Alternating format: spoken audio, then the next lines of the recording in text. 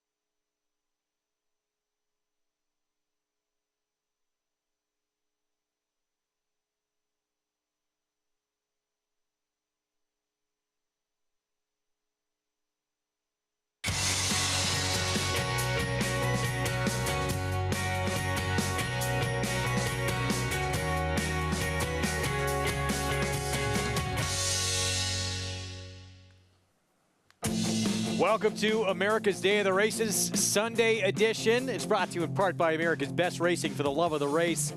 Visit americasbestracing.net today. Kentucky Derby in the books. We will talk plenty about Mage and that incredible performance. Bucking history, of course, becomes just the third horse ever to be unraced as a 2-year-old to win a Kentucky Derby. What a performance. Venezuelan connections.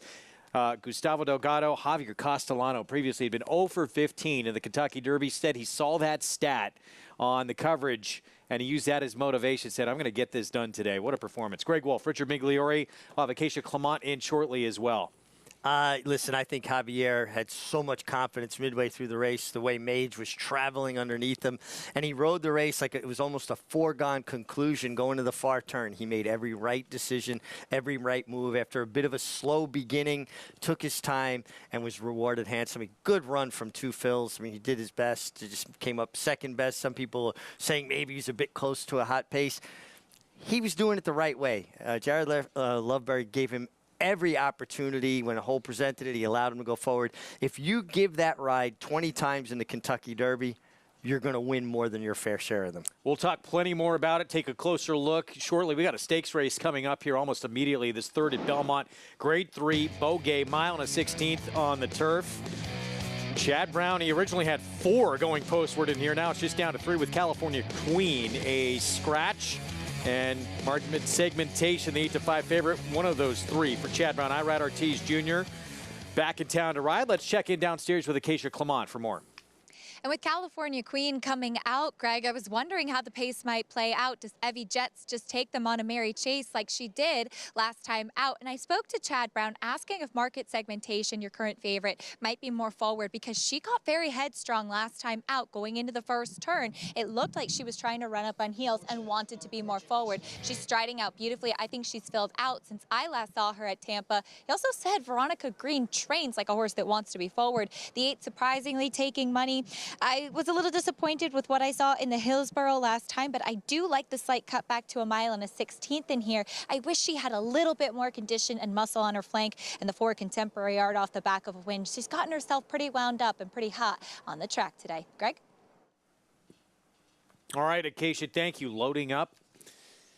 And they start out of the chute here at this 1.16 miles at Belmont.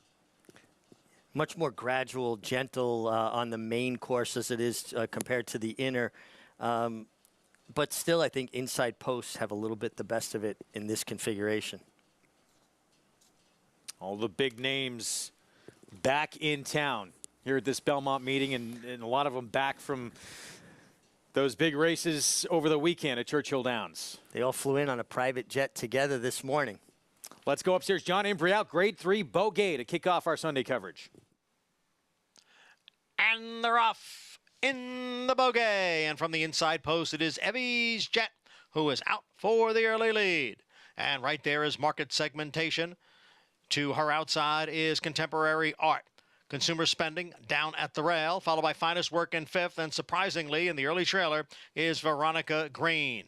Just 4 lengths separating the field as they race up the backstretch. And it is Evie Jets who has the lead here by 3/4 of a length. Market segmentation is second by 3/4 of a length. And then comes Contemporary Art third by a head. Consumer Spending down at the rail, followed by Finest Work, surprisingly. And Veronica Green continues to trail. The quarter went in 24 seconds. Evie Jets has been in front right from the start. Evie Jets is the leader, with market segmentation still in pursuit in second, opening half 48 and 2/5 seconds. They begin the run into the far turn. Evie Jets by a neck. Market segmentation on the outside. Consumer Spending and Contemporary Art right together, third and fourth. Then comes Finest Work. Surprisingly is being asked to pick it up. And down at the rail is Veronica Green. And now they're coming for the top of the stretch. 3/4 went in 1:11 and 4. Market segmentation right alongside of Evie Jets as they head for home now. It is market segmentation who has taken the lead from Evie Jets. Consumer Spending moving up on the outside, along with surprisingly, and then Veronica Green. But it is market segmentation who has built a commanding lead as they come on for the finish. Market segmentation and Erod Ortiz Jr. And stablemate Consumer Spending did get second over surprisingly with Veronica Green in fourth.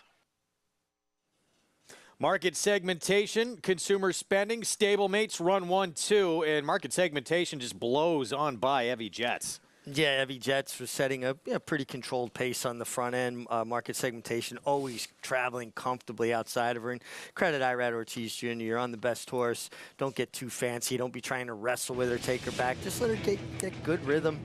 And she kicked on for home. Really nice effort from her. Consumer Spending gets up for second. So you get the two Carvage Stables runners getting it done. And surprisingly rallied wide down the center of the track to wind up third. Yeah, for Shug McGahee with Junior Alvarado, who had a big win in the Churchill Downs on Cody's Wish, who came back off the bench off that Breeders' Cup Turf Mile. Was so impressive. But it's market segmentation here now, 4 for 6 on turf, putting together a nice little resume for Chad Brown and Klaravich. Yeah, and that's one of the benchmarks of Chad Brown. His horses continually get better, they improve. He doesn't crank them up for just a start. He kind of builds them into a career. But this is a really strong-looking daughter of American Pharoah. She pinned her ears, really went for home, kicked on nicely. I wonder if Evie Jets, who just didn't run her A race today, might have been better served about being a little bit more free running instead of allowing a horse like market segmentation to be right on your hip, traveling so easily. Yeah, it looked like Evie Jets, looking at this race just on paper, had a clear pace advantage, but never really opened up in this spot. You think she knows she won there? Man, look at the way this filly's carrying herself. Man, is she proud of herself. Head bowed, coming back. People that think horses don't love their job or enjoy running, take a look at this filly and tell me she's not enjoying herself. No question. Wow. 3-2-8-6 market segmentation. Grade 3 Beaugay. And interesting card. We don't do this a lot in New York. We're actually going to close out the card today on the Sunday program with a stakes race. I like that. I like the build-up, the crescendo to get to the main event, right? They don't put the championship fight early in a card. Yeah. I like it when they're later in the card. And it is a contentious group, wide open in that license fee. And we're going to talk plenty about the Kentucky Derby. Obviously, see what happens here with Mage going forward, assuming, everything okay with the horse. You have to think this horse is going to try and tackle a Triple Crown a couple of weeks' time from now in the Preakness. What a performance, though, and what a job from Javier Castellano, who we talked about him last summer, Saratoga, and from then to now, it's just continued such a resurgence from him, and a big part of it was just being healthy. Being healthy. And I think ever since he teamed up with PJ Campo as his agent, I think, PJ was able to open some doors that maybe if they weren't closed, they were just slightly ajar. PJ was able to get him back into the right outfits. His physical health came back around. And with that, your mental health gets better. Your confidence level gets better. People can't underestimate how difficult it is when you're working in pain, no matter what your job is. If you're constantly battling through pain, it's going to detract from your best efforts.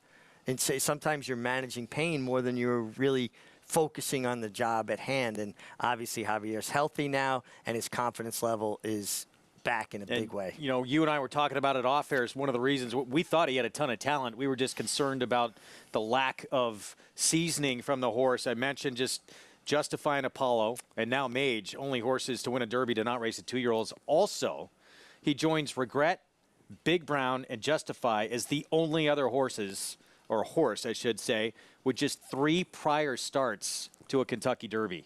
Yeah, he's keeping some pretty lofty company there for sure. And I kind of overlooked him, honestly, and if you liked Forte at all, how did you not like Mage in hindsight? Huge performance for these Venezuelan connections here, and good for Javier. 0 for 15 in the Derby, gets that big one. Slight pause, we'll be right back.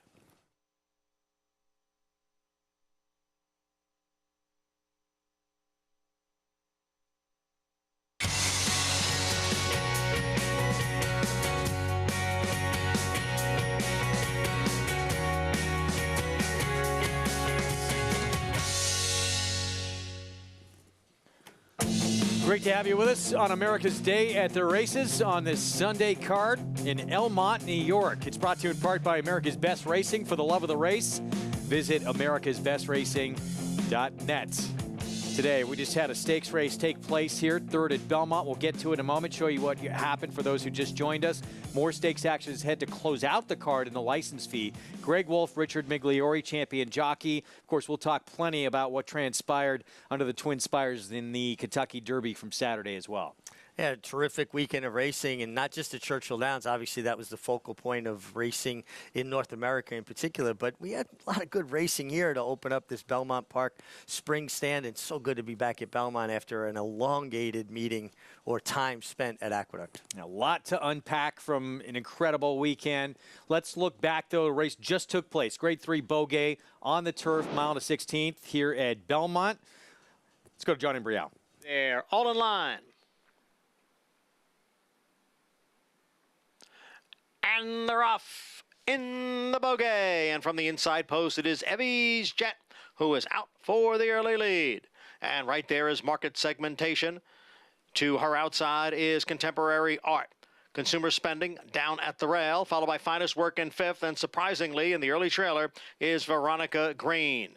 Just 4 lengths separating the field as they race up the backstretch. And it is Evie Jets who has the lead here by 3/4 of a length. Market segmentation is second by 3/4 of a length. And then comes Contemporary Art third by a head. Consumer Spending down at the rail, followed by Finest Work, surprisingly. And Veronica Green continues to trail. The quarter went in 24 seconds. Evie Jets has been in front right from the start. Evie Jets is the leader, with market segmentation still in pursuit in second, opening half 48 and 2/5 seconds. They begin the run into the far turn. Evie Jets by a neck. Market segmentation on the outside. Consumer Spending and Contemporary Art right together, third and fourth. Then comes Finest Work. Surprisingly is being asked to pick it up. And down at the rail is Veronica Green. And now they're coming for the top of the stretch. 3/4 went in 1:11 and 4. Market segmentation right alongside of Evie Jets as they head for home now. It is market segmentation who has taken the lead from Evie Jets. Consumer Spending moving up on the outside, along with surprisingly, and then Veronica Green. But it is market segmentation who has built a commanding lead as they come on for the finish. Market segmentation and Erod Ortiz Jr. and stablemate Consumer Spending did get second over surprisingly with Veronica Green in fourth.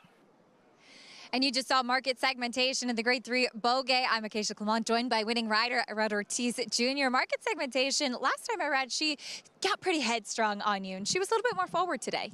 Missed the break last time. I tried to hustle a little bit of position. Ghosting, we all know we have to try to stay close. It's hard to close. And what I like, little uncomfortable the whole way, and she still get the job done. So today I try to, if she give me the first jump, I can hustle a little bit and try to be in a better spot, better position, and she did. She give me the first jump. I help him to get a little bit, to be a little forwardly placed, and she was. So after that, I just try to relax her and wait until we turn for home, and it was all her. She deserves the credit. Big performance from that filly today, and it's great to see you back in New York. I know a up and down of emotions this weekend, of course, with Forte scratching the morning of the race, your original Kentucky Derby mount. It's racing, it happens. A bittersweet win, though, for the same team with Up to the Mark getting the victory yesterday, too. Yes, that's the game. It happens. It happens. Fortunately, it was in one of the biggest races in the world, Kentucky Derby. We all want to be there, and unfortunately we could. But the main thing is the whole stay healthy, and hopefully we see him come back stronger. And it's sad, but in the same time, it's the best thing for the horse, so we take it. Oh, the horse, of course, always comes first. But for those who maybe are newer to racing and don't realize, as a jockey, you start thinking about your Kentucky Derby weekend plans, you and your agent, pretty early on. Yeah, but it's the best race out there. You want to be there, you want to win that race, and it's, like I say, it's heartbreaking. But we got to turn the page and keep going. We can blame God's plans, like I said. Well, you're back into the winner's circle today. Congratulations. Thank you very much, Akashi. Irad Ortiz, a victorious return to Belmont Park, Greg, after what I'm sure was a very emotional weekend for the whole team. How crushing that has to be to have the favorite going into the Kentucky Derby scratch the day of the race. Got a feel for Irad Ortiz Jr., all those connections, too. We had Mike Rapoli on our show. He was so emotional in that interview with Paul LaDuca. Irad wound up having a pretty good weekend, though, as well.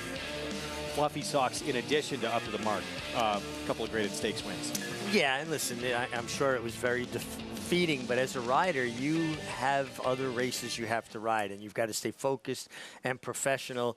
And, you know, Mike Rapoli touched upon it yesterday with that really terrific interview with Paul LaDuca, how he felt for the groom, the exercise rider, the assistant trainer, Todd, all the people that are behind the scenes working so hard to get there, and the anticipation. You know, they travel there a few weeks out, and they, you know, are kind of, you know, taken out of their comfort zone, out of their homes to be on the road, but you're part of this great traveling road show, and then not to be able to, you know, compete on the cusp of it.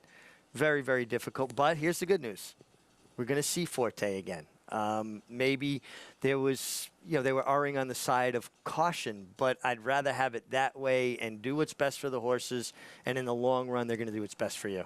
Yes, so, yeah, there was even talk we potentially could see him in the Preakness. That might be a little quick to come back that soon, but sounds like he will be seen sooner rather than later, and that's the most important thing, his health, and, yeah, taking those precautions.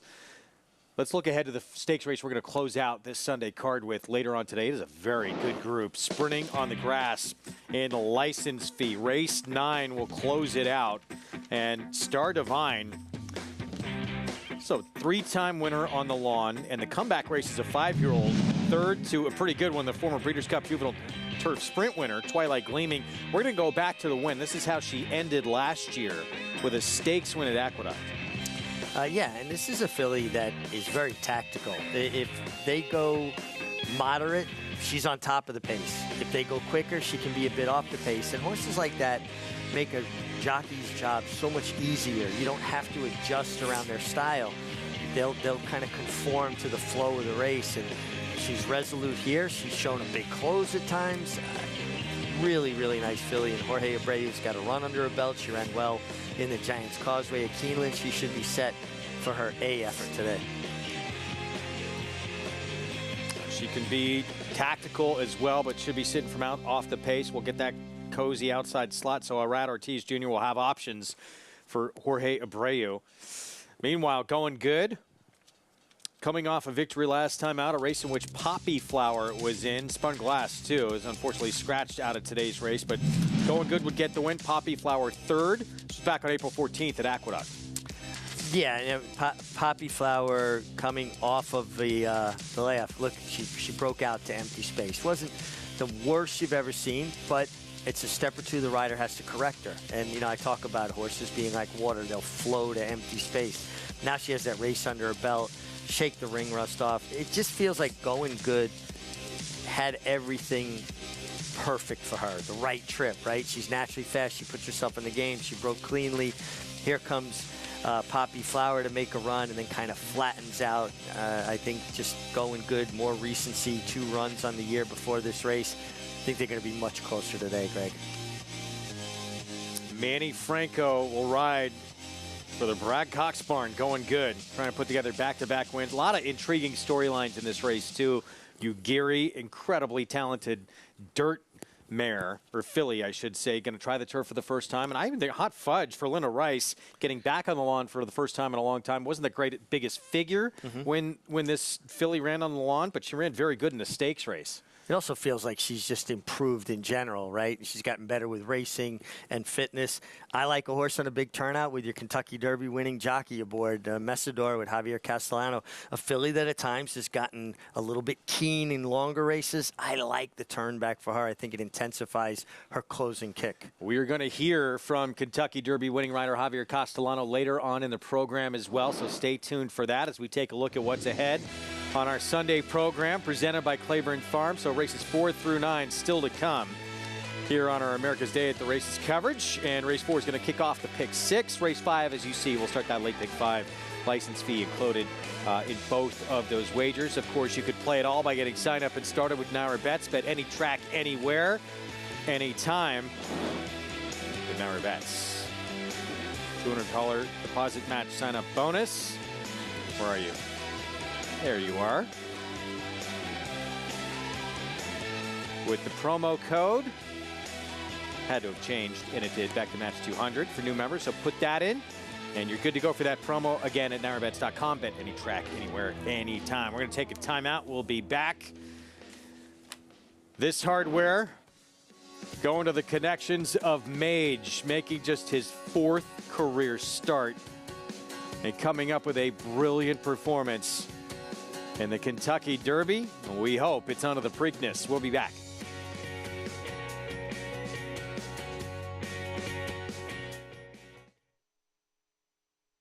Eclipse champion Blaine, a proven sire with over 15% lifetime stakes horses. His recent top runners include graded stakes winner and Kentucky Derby hopeful Litigate. Litigate going to go on to win it here. As well as Kentucky Oaks hopeful Wet Paint.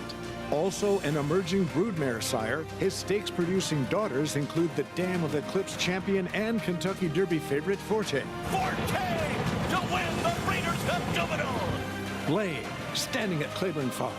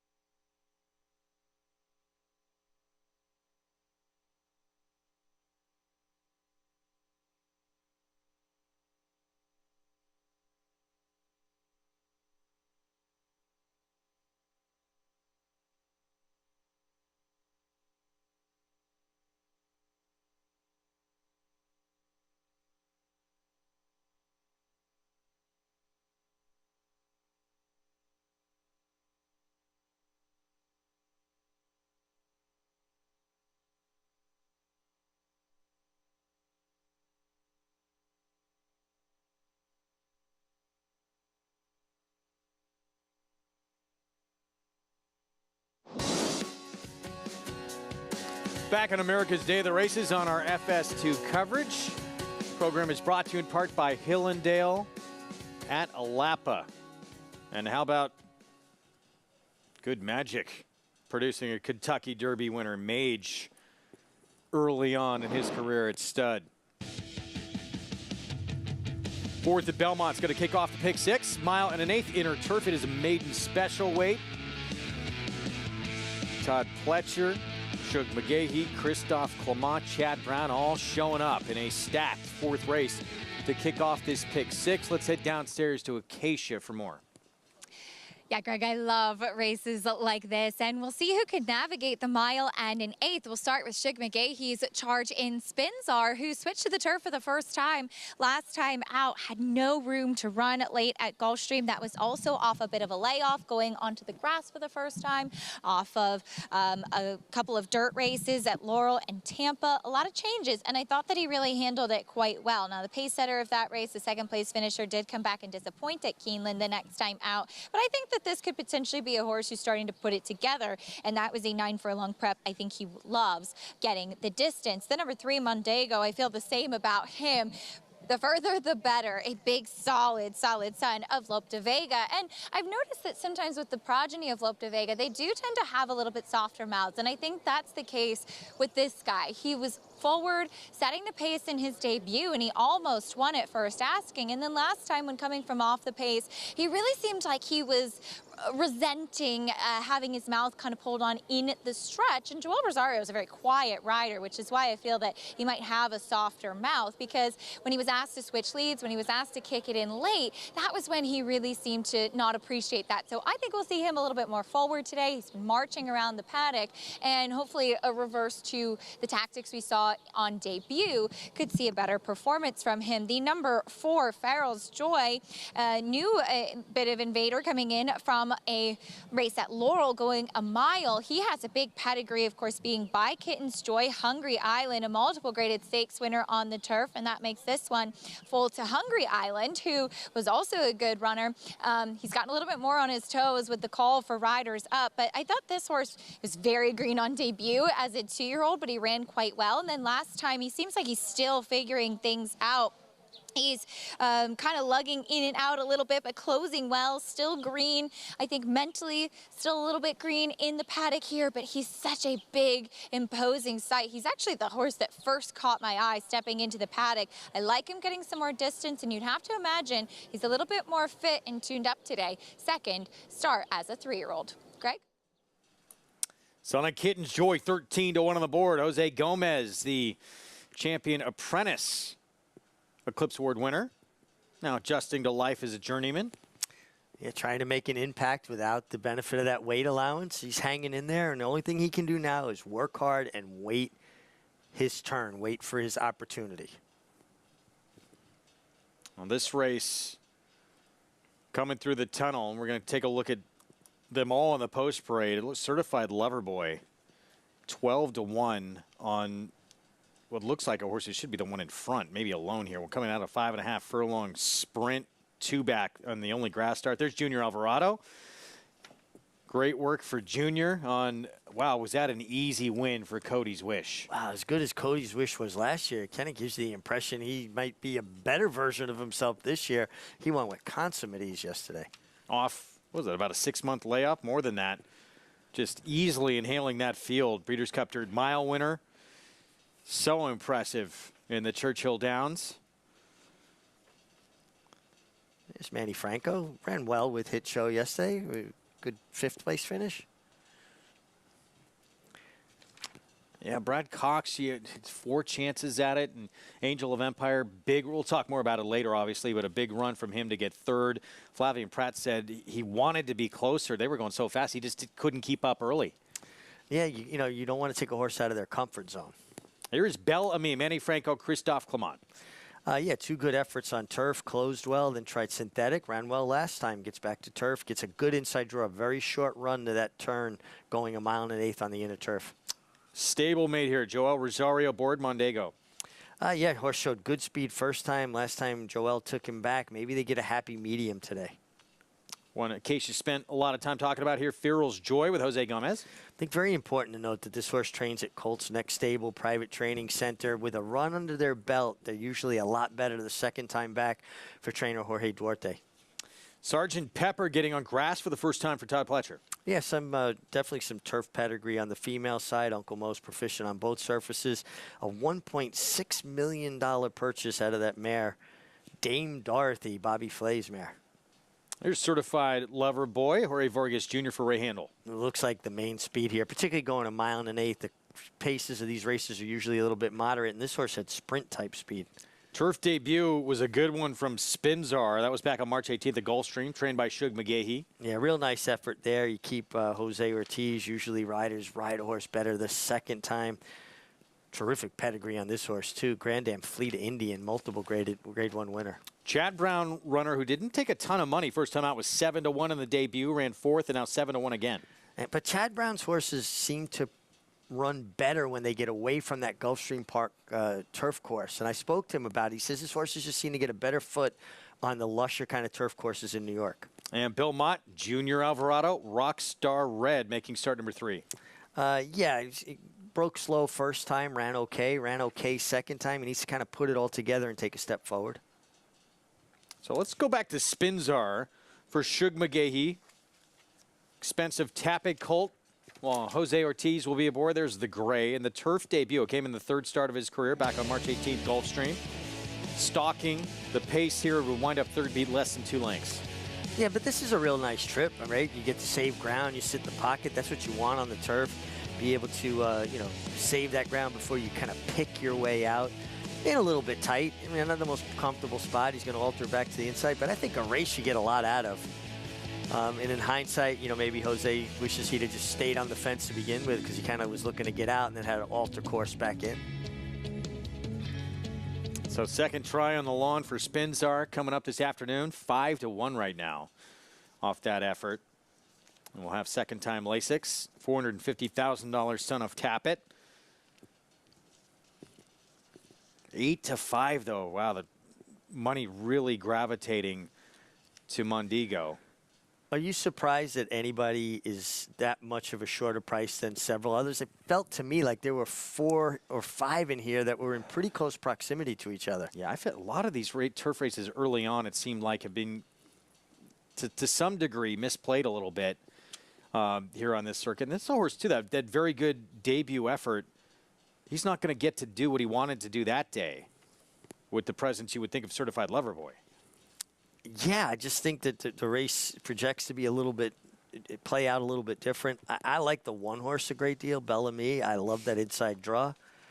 And I think the 8, Right to Win, is way too big a price for a Chad Brown runner getting off that Gulfstream Park turf course. Yeah, I don't know how you make anyone this kind of price in a field that looks fairly evenly matched. A lot of horses have, a right to improve quite a bit. Here's Rockstar Red.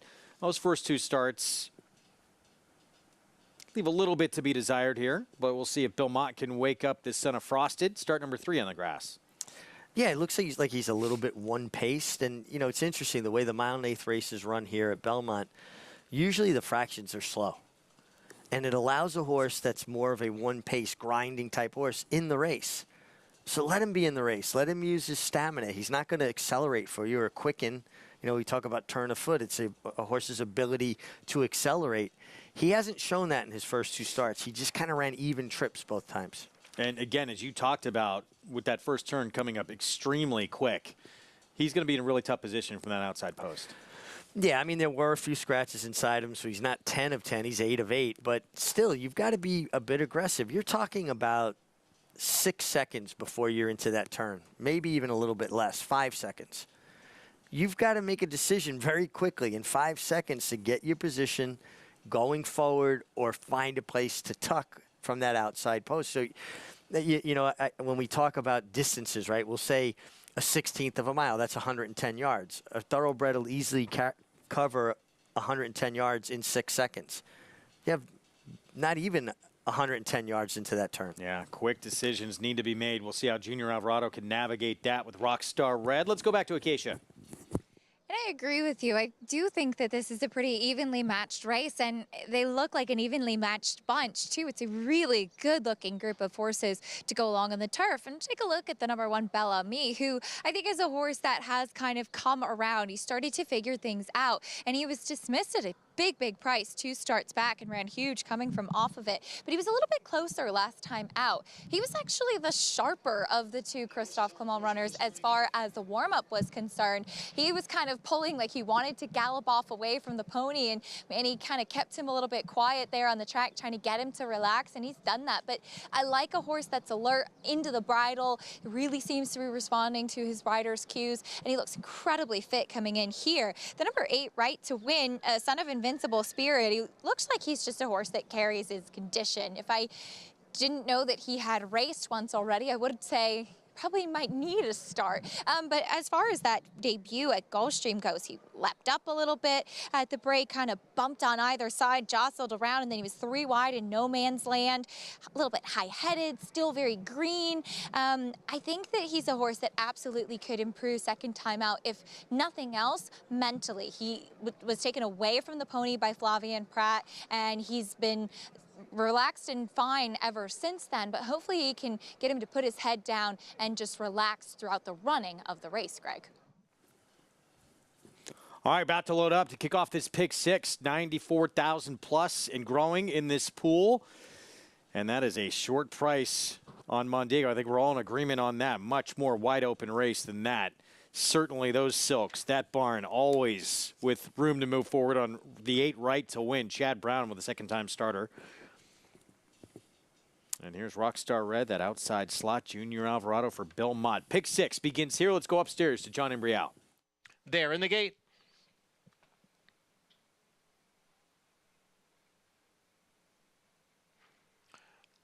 And they're off. And they all came away to a good beginning. Certified Lover Boy on the outside is Right to Win. And there goes Mondego down towards the rail. Mondego has the lead now. Right to Win on the outside runs in second, with Farrell's Joy in third position. Certified Lover Boy is now back running in fourth.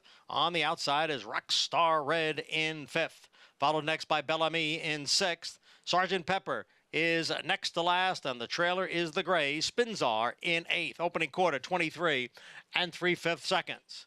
On the inside, it's Mondego. On the outside, Right to Win. And now the 2 of them are right together, and they're joined on the outside by Rockstar Red. So 3 of them heads apart for the lead. And just in behind is Certified Lover Boy, along with Farrell's Joy. Bel Ami has moved off the inside and is in 6th position, 5 lengths from the front. Then Sergeant Pepper and Spinzar. Half mile, 49 1. On the inside, Mondego. On the outside, Right to Win. They continue 1-2. Mondego by a half length. Right to Win on the outside runs in second. Farrell's Joy is down at the rail. There goes Rockstar Red, now making his move on the extreme outside, and that move is followed by Bel Ami. It is Mondego narrowly. Right to Win in second. Rockstar Red is next in third. Bel Ami will be widest of all. Then comes Certified Lover Boy. And down on the inside is Farrell's Joy, followed by Sergeant Pepper and Spinzar. 3/4 in 1, 13 4. They are in the stretch. And it is Right to Win and Mondego. They've been 1-2 right from the start. Mondego is prevailing over Right to Win. A late move here from Sergeant Pepper on the outside. They come on for the finish, and it will be Mondego to break his maiden, going 9 furlongs. And it looked like Sergeant Pepper did get up for second over Right to Win. Well, Mondego got a challenge from Right to Win in here, but he prevails the favorite with a win to kick off the pick 6. Clement and Rosario team up. Yeah, you saw Joel hustle this horse out of the gate, made the lead. The first fraction was quick for 1 1/8 miles on the inner turf here, 23 and change. Second quarter was about 26. They went 49 and change. Got in a good rhythm.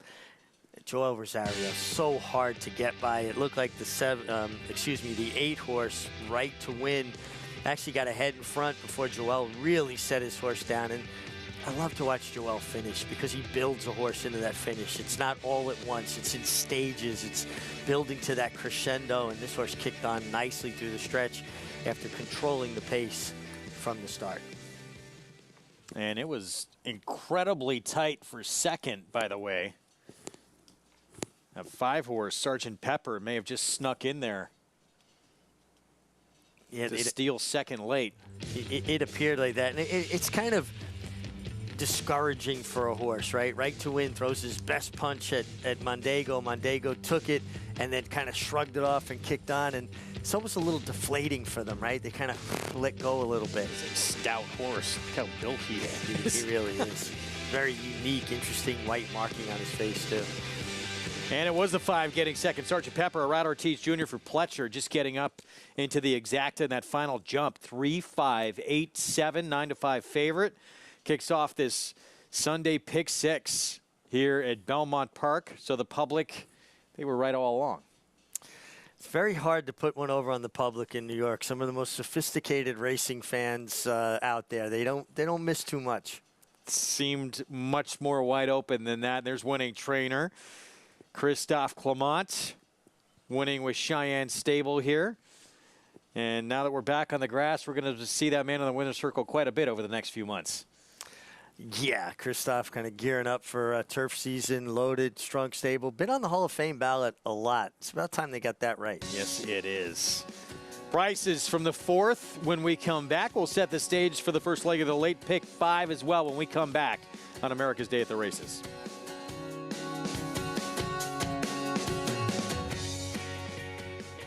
He was just put together like a machine, and he had a great mind. Everything about him was what you'd want. Tis the Law pops the cork in the champagne. Tiz the Law is going to win the first leg of the Triple Crown. I've never seen him get tired.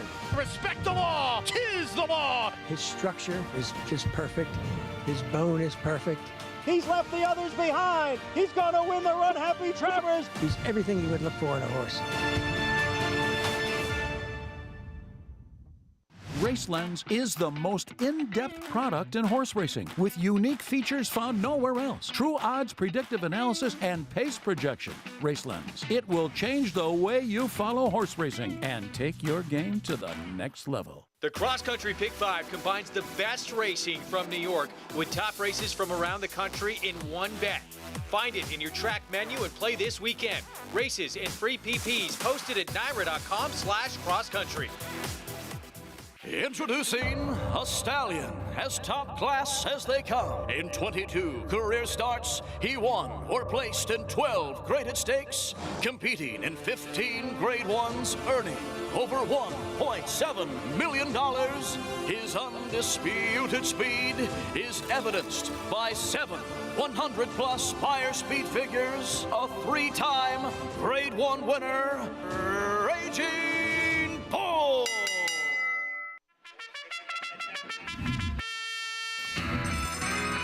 Live racing returns to Monmouth Park Saturday, May 13th with a new 1240 first post. The stakes are higher at the Jersey Shore, as every Saturday and Sunday card will feature at least one stakes event all season long. Win early and often with our Win Early Pick 5. Joining us on site? Be sure to lock in your odds with fixed odds wagering at Monmouth Park Racetrack.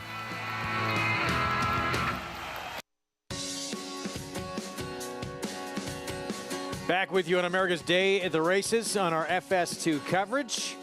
Thanks for being with us on a gorgeous Sunday afternoon here in Elmont, New York for the first Sunday of this Belmont Park Spring-Summer meeting, which means full-fledged back into racing on the turf season as well. And that means Christophe Clement going to be winning a lot of races. Mondego wins as the favorite to start the pick 6. Joel Rosario, Cheyenne Stable winning connections as well.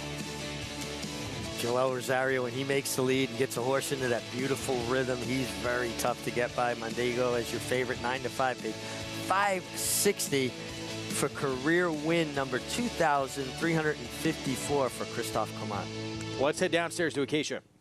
I'm pleased to be joined by Christophe as Mondego, able to take them every step. It seems like being able to dictate things on the front is what this horse prefers. Yeah, it seems to. I mean, I was a little bit disappointed of the race at Keeneland, but he won well today. I'm delighted. Great fight from Joel as usual, and he looked well. He's a big, solid horse too. Yeah, very much so. Lope de Vega, good mover. Probably wants to go further, but that's great. At least he broke his maiden today. And I'm delighted for the owner, Mr. Dobson, and we'll go, we will enjoy that one. Mr. Everett Dobson, of course, someone you've had a long relationship with, but coming up a little bit later for Mark Holiday, you have Messidor and the license fee, cutting back in distance. Can you tell me about the cutback today? A little bit of a lack of opportunity, and also I prefer, first race back to go touch shorter than longer. But would I prefer to go 7-8, but that race does not exist. So let's try. It's an ambitious spot, but the filly is doing well. We look forward to seeing your congratulations here. Thank you so much. Christophe Colomb with Mondego, taking them every step of the way. Joel Rosario able to nurse them along on the front end, Greg. Underway in the pick 6. Favorite begins it. Thank you, Acacia. We move on to the late pick 5. $12,000 claiming 6 furlong sprint as we head to the main track for this race coming up. 4-year-olds and another race that seemed wide open. I actually thought Optic Way was maybe the tougher half of that entry. Poppy's Pride, the one that stays in. Yeah, Optic Way, a late scratch, and you get Poppy's Pride, Junior Alvarado. And, I was walking in today, and I ran into all the Derby jocks that, rode in Louisville yesterday, and they all came in together on a private jet. And if they had waited 15 minutes longer, they would have not gotten out. I spoke to Walter Johnson, who puts together the travel for all the jockeys. He said there's complete lockdown because of thunderstorms in the Louisville area. So not only did these guys have good trips over the weekend, they got lucky with their trip out of Louisville. Otherwise, there'd been a lot of riders, or a lot of horses needing riders this afternoon. You might have had to suit back up. I wouldn't have had a partner here. They would have to take some overweight, though. Let's look back to the Kentucky Derby. All these changes, week of, it was a little chaotic with everyone coming out of the race. All 3 also eligibles getting into the race. Morning of, Forte, the favorite, scratch. Let's look at Mage. 2 fills, Angel of Empire, 1, 2, 3. And here, Mage, Javier Castellano, shut off fairly early on, but he makes a pretty decisive move here to try and save ground. But you could see Javier's thought process. Okay, got bounced around a little bit at the break. There's a spot. I'm going right to the rail. Let me save all this ground on the first turn. Because as we talk about, a lot of times, if you're going to lose ground on the second turn on a horse that's going to rally from off the pace, so important to save all the ground you can on the first turn. Now he's able to, you can see down the backstretch how he was traveling. Javier has him in hand. 2 fills, sitting that pocket trip. He was close to a fast pace, but doing it the right way. I love the ride that Jareth Loveberry gave this horse. Just, it's the Derby. You've got to take opportunities when they're presented to you. Yeah, Jareth Loveberry on the 3. That's 2 fills in 4th right now. And he took, you're the expert, advantage of a slight opening. And he sort of had to make that move, didn't he? Absolutely. He's got an opportunity to allow his horse to go forward around the far turn. You're not going to take it away from him. And he didn't send his horse through there. He allowed him to go in there. Now 2 fills has the lead here. On the far outside comes Mage. And even wider than him is Angel of Empire. But Javier waited until inside the 8th pole to really ask Mage for his best. He rode him into the race, but waited until almost the 16th pole before he really set him down as hard as he could. And let's give Mage and his connections so much props. 4th start, no racing as a 2-year-old, improved with every start. And just a horse and connections that are easy to root for, did it in workmanlike fashion. I keyed on Angel of Empires. If he runs 2nd or better, it's great for me. I didn't see much excuses for him. He had his opportunity. He just wasn't as good as the winner, and let's give 2 fills a lot of credit. A nice run from him, but he also worked out a really nice trip under Jareth Loveberry. Yeah, credit Jareth Loveberry, too. I thought it was a terrific ride from him. He tweeted out, he was so excited. I just ran 2nd of the Kentucky Derby, but felt like for a moment he was going to win it. You take that lead in the stretch in the biggest race we have, got to be an incredible feeling and a little deflating too when you lose. These connections, this trainer, already a 4-time Triple Crown winner in Venezuela. Now, going to try and take aim at an American Triple Crown, you would suspect, if everything's okay with Mage. If he does go on, everything's okay with him, what do you think about a horse who comes from so far out of it at the Preakness? Well, he's not going to get as big a field. You still can catch some really good pace in the Preakness. But he's shown the ability to move into, that middle move he made in the Florida Derby. And if he ever learns to break cleaner, a little handier, I don't think he needs to be that far back. I think it's part of a function of a fast pace, but also a horse that's a little bit awkward or less than nimble leaving the starting gate. You got to say about Venezuelan horsemen, jockeys, and baseball players. A lot of good baseball players come out of Venezuela. A lot of great riders over the year, including Javier Castellano, Ramon Dominguez, Abe Barcoa, a lot. I'm leaving some out, Junior Alvarado. So my apologies to anybody left out, but a lot of good jockeys and a lot of tremendous horsemen, and the pride that they take in their homegrown product. If he's to win the Preakness, Belmont Park will be rocking. Think back to Canyonero, what he did in 71. And, of course, this year, for the first time ever, we're going to have the Belmont Stakes live on Fox, so we look forward to that.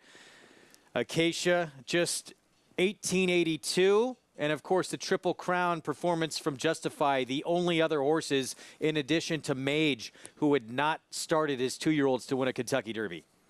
It's pretty impressive, Greg, and typically we like to see the horses coming into the Derby that have a bit more foundation, because horses that don't run at 2 don't necessarily have that racetrack experience, have all of the time to kind of work out the kinks as some of those 3-year-olds that did race as 2-year-olds did. But that being said, I heard an interview from co-owner Ramiro Restrepo saying this was a horse that they've never pushed. They've never pushed him to do anything that the horse didn't show them that he was ready to do. That included not racing at 2, bringing him back, breaking his maiden, and then putting him only into the graded stakes because they felt he was ready, and he delivered with 2 good performances and then on to the Kentucky Derby. As Richie mentioned, breaking out of the gate has been a little bit of the issue for Mage, but he also got jostled a little bit at the start in the Derby. Javier Castellano did a tremendous job of getting him into a good spot, able to save ground, save his horse until the final moments when he had a very confident ride and able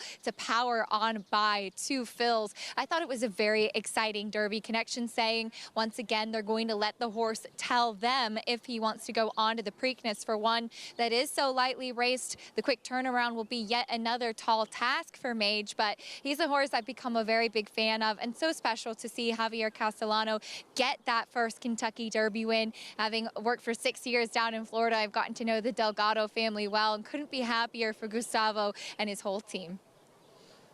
Now, what a moment for these connections. And it was, 52 years earlier, another Venezuelan horse who won the Kentucky Derby for much more modest start. This horse actually was a lot more expensive at Stub, a Canyonero II, winning that 1971 Kentucky Derby. And again, Belmont Park, I remember it was at that time the biggest crowd, record crowd to ever jam Belmont Park for the Belmont Stakes. And a lot of it was the Venezuelan pride, and the Venezuelan flags were flying. And ultimately, he didn't get the Triple Crown, but he did get the first 2 legs of the Triple Crown. Now, Mage didn't run as a 2-year-old. And, you hear a lot of people espouse this idea that, 2-year-olds, they shouldn't race 2-year-olds. Well, all the data shows that horses that race at 2 stay sounder than horses that didn't race at 2.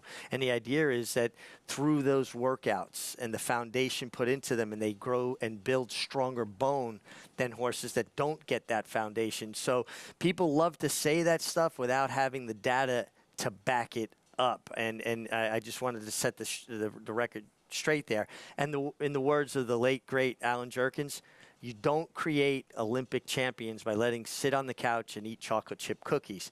They train and they improve and they get better and stronger for the effort. And it's getting that foundation. This horse, though, able to overcome it. That's why so many people overlook this horse. Just the third to ever do it. Win a Derby, not having raced as a 2-year-old.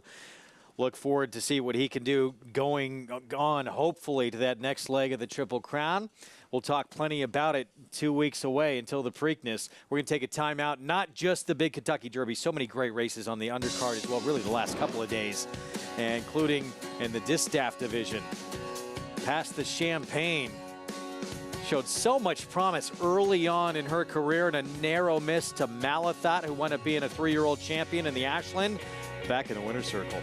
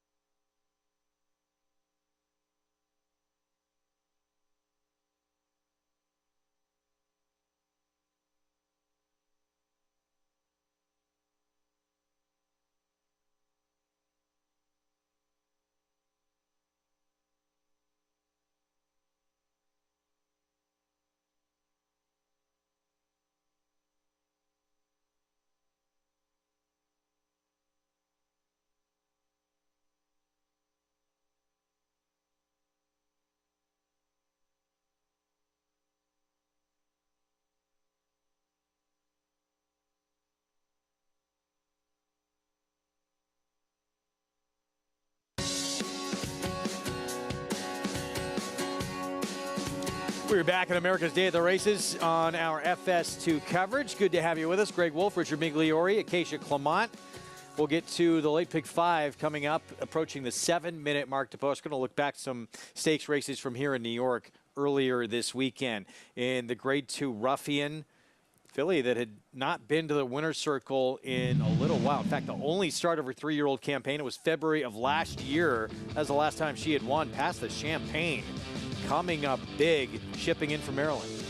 And she was just traveling so sweetly behind horses under Fergal Lynch.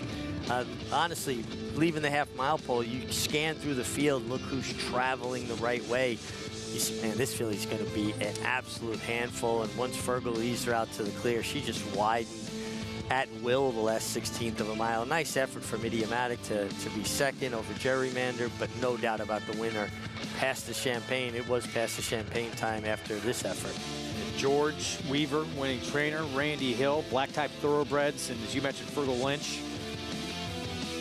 Dominant performance, 5.5 length score to pick up just the 3rd win of her career. The win streak, meanwhile, for Repo Rocks, it came to an end in the Grade 1 Carter. And Jamie Ness sort of taken that upon himself, saying, look, I pushed this horse maybe a little too hard, trying to get a Grade 1 win. Back to the Repo Rocks, who'd been so dominant prior to that defeat in the Carter. Yeah, and listen, he was outfitted with a little bit different equipment this time, an extension blinker on the outside. He was still trying to drift through the lane, but he wasn't trying to get out as badly as he had in the Westchester when he, in the Carter, when he gave Andrew Wolfson kind of, difficulty. But the Westchester, well drawn, outside, got in the race the right way. And how do we let a horse that goes off at 80 cents on the dollar in a Grade 1 go off at $5, 5 to 1 in a Grade 3? Hindsight's 20/20 certainly in this game, and my foresight certainly was not nearly as good as my hindsight. And it's on to the Met Mile, it sounds like, for Repo Rock, so he's going to get another shot at a Grade 1. But certainly looks like, and his trainer feels the same way, he loves these wide sweeping turns at Belmont. Yeah, especially for a horse that has that propensity to want to drift out or bear out around the turns. Belmont allows a rider the luxury of being able to kind of work with them, play with them a little bit, and not get into a fight with them. He's got 5 weeks now off this good effort in the Westchester into the Met Mile. Past the Champagne, we showed you the Ruffian. Higher Truth in the Sheep's Head Bay. For Chad Brown, Repo Rock sounds like on the Met Miles we mentioned. Elusive Quality to Anaconda and Ottoman Fleet there in that Fort Marcy. Those are your weekend stakes winners here in New York. Let's bring in Acacia Clement. That's quite a list to choose from there. Who impressed you the most, Acacia? Well, no surprising. We saw a big performance from a Charlie Appleby and Godolphin runner coming here stateside in the Fort Marcy. Ottoman Fleet with Richard Mullen aboard, and I thought it was interesting hearing Richard's interview with Maggie Wolfendale after the race that he actually came in on Sunday. He had been galloping this horse in the morning over the track here at Belmont and apparently really enjoying his stay and thinking he might want to spend some more time in New York. But that being said, a gutsy ride as he ducked down to the inside and finished with such a great acceleration, that same acceleration that we saw last time out when he won at Newmarket. He had been kind of lingering, not getting the job done over in Dubai. Maybe he just didn't handle those tracks as well, but I thought between that race last time and what we saw from him yesterday, he's another very talented horse for Charlie, and he has really had his finger on the pulse of which horses will suit these American races, coming over to take advantage of some big purses and some big stakes opportunity. That likely a prep for the Manhattan for a talented Ottoman Fleet, Greg.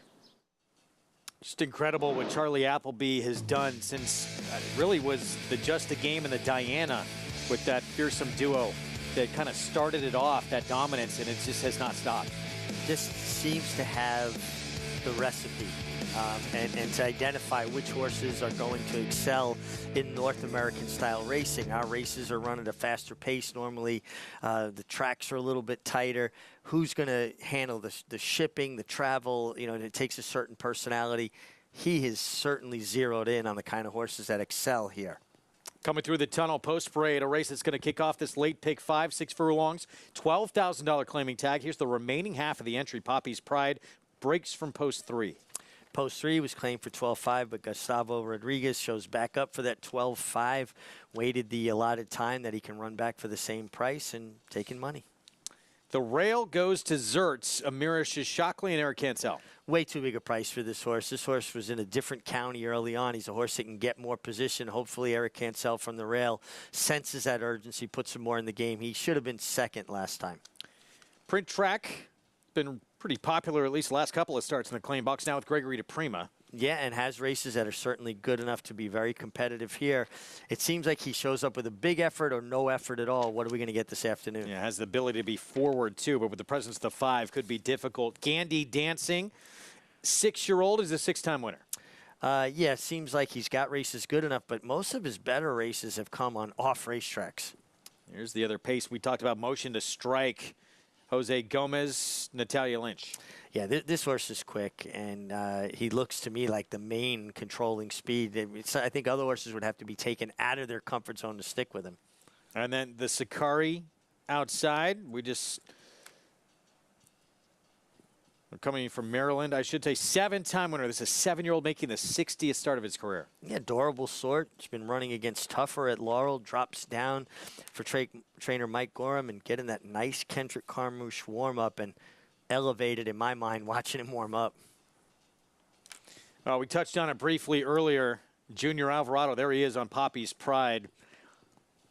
Easy as could be on the Breeders' Cup Dirt Mile winner Cody's Wish in the Churchill Downs. This may be a spot where some felt maybe is a little vulnerable coming in off a 6-month layoff. He comes from so far out of it, and at 7/8, just dominated this group. He just was imposing. He picked his horses up so quickly while wide and then just drew away. And, you know, he's always had this beautiful stride, these great mechanics. And it's almost like he's gotten even more efficient watching him finish here. Just no wasted action whatsoever, and wins with consummate ease. And, a great story that continues to warm hearts. Yeah, Cody Dorman, of course, Make a Wish. Had that immediate bond with this horse, and he's gone on to become a superstar. Cody was on hand to watch that performance yesterday, and I mean, just clear cut. This horse is asserted his dominance as the leader of that division. That was fun to see that performance. So Junior on here on Poppy's Pride, who right now is the 5-2 favorite. Let's go to Acacia for more. And we'll start with Junior's mount. First off the claim now for Gustavo Rodriguez, and this horse looked great. He was very, very sharp today, and I was wondering if there was a little bit of pace that would materialize. I do agree with Richie that Motion to Strike is the main pace in here, but I think everything I've seen from Poppy's Pride in here today, he's acting like he's a horse that wants to be forward. He does come off of a disappointing effort last time out. He kind of got bumped at either side too, and was keen in that chasing position. When you take a horse out of their comfort zone and he was stuck not being on or close to the lead like he typically is, I think he really resented that. I do wonder how that will bode for him given the presence of a very fast horse like Motion to Strike, who's also dropping down.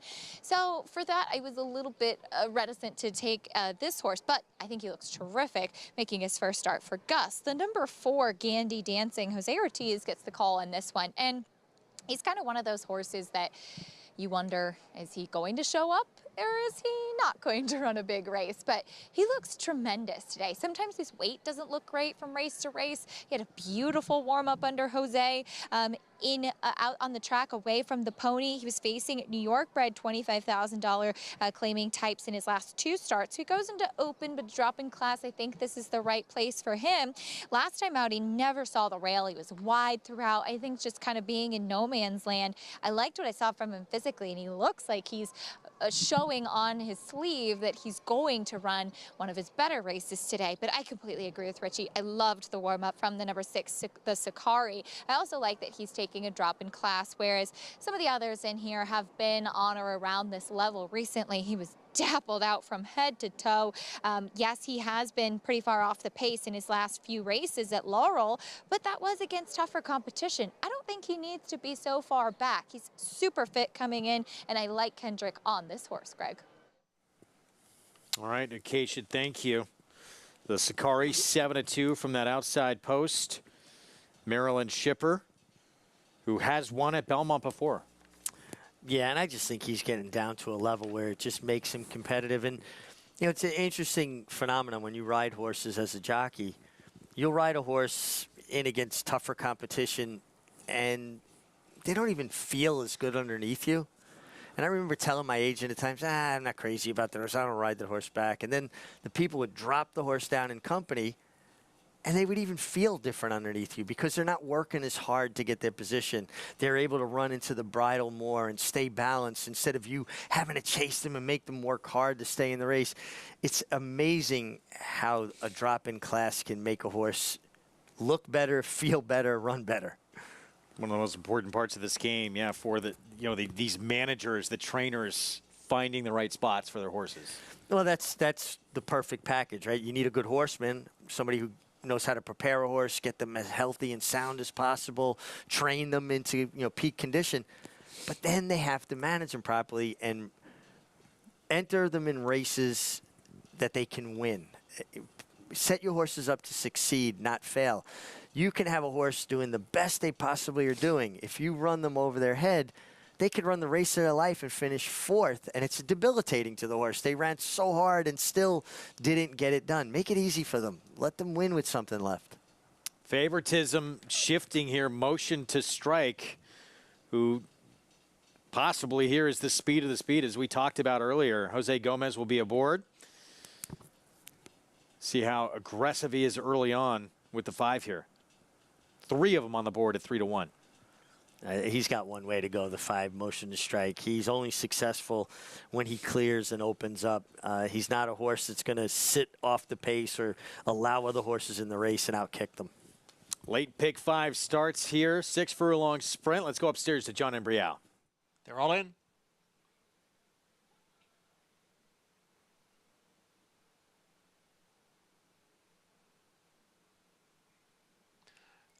And they're off. Print Track broke well. Motion to Strike now moves up. Poppy's Pride is right there. It's Motion to Strike. Poppy's Pride, Print Track, they're 1, 2, 3, and they've got 3.5 lengths on Gandhi Dancing, who is next in 4th. Another length and a half to the Sakari, and Zertz is down at the rail. It is Motion to Strike who steps away here to lead by 2 lengths after an opening quarter. 22 seconds. Moving right along. Print Track is second by a half length. And on the outside is Poppy's Pride in third. Now 7 lengths back to the remaining 3. The Sakari, who's gaining some ground now from 4th. Zertz is down at the rail, and Gandhi Dancing. They are moving for the quarter pole. It's Motion to Strike on the inside and Print Track on the outside, and the 2 of them are heads apart. The half was 45 4/5 seconds. Motion to Strike, Print Track, and the Sakari is in third as they pass the 8th pole. Here's Print Track now to take the lead. The Sakari moves up on the outside into second. Motion to Strike is back in third as they come on for the finish. Print Track and the Sakari. It is Print Track holding on by a head. The Sakari was second. Gandhi Dancing came on for third. Print Track disappointed at this very same condition last time. I thought it was going 7 furlong. Shortens up to 6 today for a new barn and picks up the 4th win of his career. And Print Track did it by running hard the entire way. He was part of that pace that we saw the other 2 horses involved. Motion to Strike, Gandhi Dancing, fade, and Print Track gutted it out under Jason Wayas. Good job by Greg DePrima, very underrated horseman for Jess Iglesias. Tom Garcia gets it done. The Sakari set well off a very fast and contested pace. Made his run, looked like he was poised to overtake Print Track. Print Track was having none of it. Dropped his head, dug in, and kept finding a very game effort from number 3, Print Track. Was he claimed for a 3rd straight start? We'll find that answer out shortly. 3, 6, 4, 5. 5-1 start to the late pick 5. And Jason Wayas, apprentice, who is... He's been impressive here since coming to New York, gets a win. Yeah, he's a kid that's shown a lot of physical strength. He was an exercise rider, had to lose a lot of weight to get down to riding weight, jockey riding weight. And he's really starting to see a race better. Physically, I think he was always there. Sometimes maybe getting a little involved in situations he didn't need to, but I like the evolution, the progression I'm seeing in him. Again, a 5-1 beginning, so an upset score to start off the pick 5. And it's Sprint Track. DePrima, Jesse Iglesias, Thomas Garcia, and then Jason Wyas, your winning connections. We'll have these prices when we come back. We'll have the story of one of the most talented riders in the game today, Flavien Prat, and the motivation for him behind making the move west to east to ride here in New York. We'll have that story when we come back.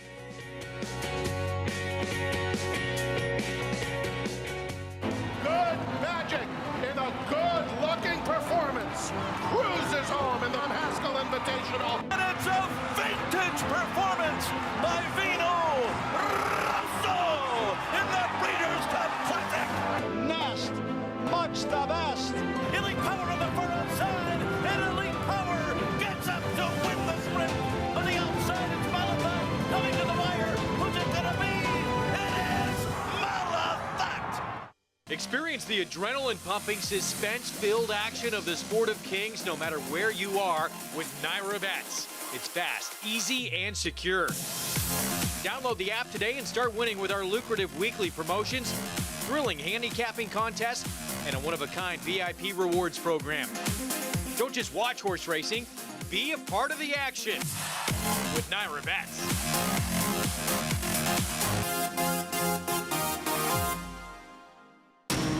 Every hair, every muscle, every contour, every pulse.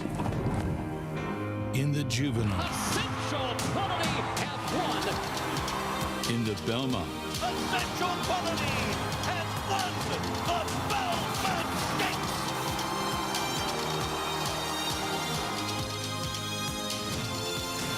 well named. Racetrack Television Network brings you every race, from every track, on every screen, every day. With monthly packages starting as low as $5, RTN gives you great value and access to more live HD streaming and race replays than anyone. Visit RTN.tv today to sign up and watch on almost any device, including Roku and Amazon Fire. RTN has packages that start at $5 per month.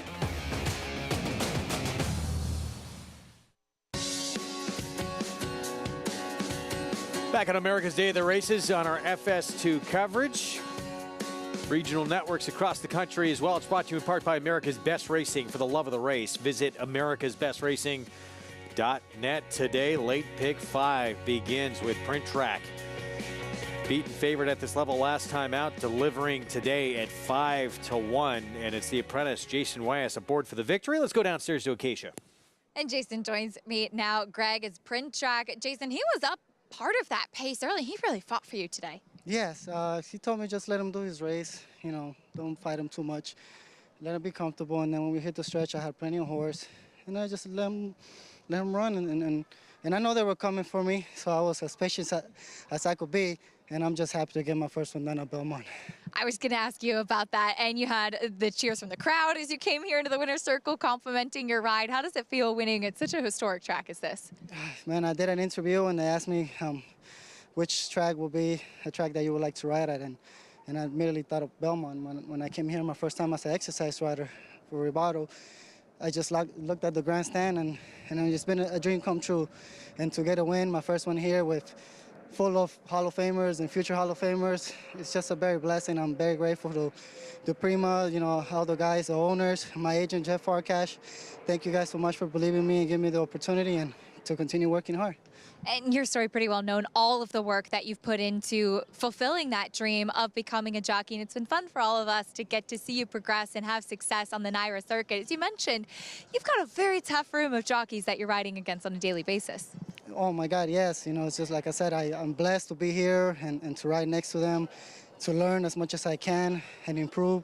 So one day I could be here permanently and ride with these guys. But it's a dream come true from a guy that learned everything on the backside. I didn't go to jockey school. Everything I learned was just watching and asking questions and working on improving, you know, and I'm just very grateful and very blessed to be here. Well, congratulations on your first win at Belmont. Here's to many more. Thank you so much. Jason Wyas, apprentice jockey that we've gotten the pleasure to follow here in New York, and big things in store, Greg. I love his story. I mean, he didn't start riding until last spring at 29 years old, and he did it because he found out his wife was pregnant with her second child. Says, I got to start making a little bit more money. And he's using it, serving as a lesson to his kids. You're never too late in life to start anything. No, and I applaud that. I think that's fantastic, and especially when you think he was 150 pounds. He had to lose 40 pounds to get down to his riding weight, and that takes a different kind of determination, a different kind of fortitude. And he's strong, he's improving. I really, really have been enjoying his evolution, and you know, just to see that emotion, how he felt about getting his first win at Belmont Park. It's something he will never forget. Print track at 12:20, and I do wonder if he got claimed, Greg. He's been so popular at the claim box. All right, we'll try and get that for you and pass it along if we find out. Print track 5-1 winner to start this pick 5. The Sakari Gandy Dancing, second and third. Late pick 4. Coming up next, 7 furlongs on the grass. First allowance condition race. And Frosted Oats, Bill Mott, Junior Alvarado, coming out of a state-bred stakes race in Florida last time out. Right now, the one to beat on the board. Yeah, nice, good. I love these 7 furlong allowance races on the turf. It's just such a jockey's race, and you can come up with different angles to explain. Some big names in this race trying to beat. Christophe Clement, couple for Chad Brown, and of course Flavien Prat. We'll be riding one of those Chad Brown runners here coming up. He was the dominant rider on the West Coast, and then Prat decided to move east, would put him in better position to ride top horses and earn a chance at an Eclipse Award. It was a potentially very risky move, but as Lafitte Pincay explains, he has more than lived up to the challenge. French jockey Flavien Prat has experienced success everywhere he's gone. He had become one of the most prominent riders in California before moving his tack to the East Coast last spring. 4 straight graded stakes for Chad Brown and Flavien Prat. They're putting on a show. Well, living in California was definitely not an easy decision. You don't want to be in the comfort zone and kind of, try to challenge yourself and see what could you do somewhere else. So that was my thought process, moving on the East Coast and riding with obviously a great colony of rider and different tracks. At that point, I thought it was the right thing to do. Stepping out of his comfort zone is not something new for Prat. I left home when I was 14 to get to the jockey school. I actually tried to leave when I was 13, and the school didn't accept me because I was too young. I think I cried for a whole day. Never been that sad in my life. In fact, Prat's first introduction to horse racing wasn't with thoroughbreds. I grew up in the harness business with my dad, who's a trainer. Now my brother was working with him. Obviously, when you see your dad, working from 5:30 to 1 p.m. and going back to the barn from 3 to 6, you learn what's hard work, and I just think it's an amazing way to live. In France, it can happen where there's a racetrack where half of the card will be harness and half would be thoroughbred. I love to go on the weekend with my dad and see the thoroughbred, and then went a few times to Longchamp with my mom and some friends. So yeah, it's always been in the back of my mind. Drugier, and she will deliver here, coming from off the pace under Flavien Prat. By 2019, Prat had grabbed some of the attention of trainers nationwide, enough to get the call from Hall of Famer Bill Mott in America's most prestigious race, setting up the biggest moment of his riding career. Obviously, we had seen that he was doing very well in California and was a good rider, and we put him on, and it couldn't have worked out better. What a great trip he worked out for him. He was 3 wide around the last turn, but he was able to avoid the contact that some of the other horses had on the inside of him. We actually did not get bothered. We took a slight little bump coming out of the turn, but really nothing that would have affected us one way or another. Then, of course, 24 minutes later, they hung our number up and made us the winner. Winning the Derby was a strange experience. A lot of mix of emotion because obviously you win the Derby, so it's great, but it's by disqualification. There's always going to be some controversy, and yeah, I didn't cross the line first. and then you have to wait. We had to wait a long time before they decide to put Country House as a winner. So hopefully one day we'll cross the line first. Tremendous talent, and he has made an immediate impact since he has come here to the East Coast. What stands out about Flavien Prat? Just how versatile he is. I think your best riders are chameleons, meaning they fit the horse they're riding. He fits the horses he's riding. He doesn't have a particular style. His style is to fit whatever his mount wants to do, and he's compiling a nice record in the Kentucky Derby too. He's been hitting the board. I mean, he got put up in the one, but putting horses in a position, delivering them to win, even with Angel of Empire. He put him in the right spot, turning for home. To me, the last 70 yards, I thought he might have even flattened out a touch. Yeah, and we talked about it earlier on the show. He wanted to be more forward and get him involved a little bit more, but he just couldn't keep up early, Angel of Empire. Yeah, a sharp pace. He rides the turf well. He rides the dirt well. He rides closers well. He rides speed horses well. He's strong in the finish. He's the package. He has all the tools that you need. And again, he doesn't force horses to fit around the way he rides. He blends in or fits into the way they want to run. Didn't get the Derby, but he did have a big one, a Grade 1 win in the Derby City Distaff on the Derby Day undercard. Monterey riding for Brad Cox. And Goodnight Olive, the reigning champ, put in a pretty tough position in this race. Yeah, difficult trip for Goodnight Olive. Take nothing away from Matareya making her second start off the bench, and the runner-up Wicked Halo. They ran well. I think you have to believe that if Goodnight Olive had ever had, been able to secure clear running room, she would have had a lot more to say in the outcome of this. But, nothing that Irad Ortiz could do. He had an inside post, watched the race over from start to finish. He never had an opportunity to get outside, so he was hoping that he'd get a split. Riders will get the blame in situations like that, but Irad Ortiz did absolutely nothing wrong there.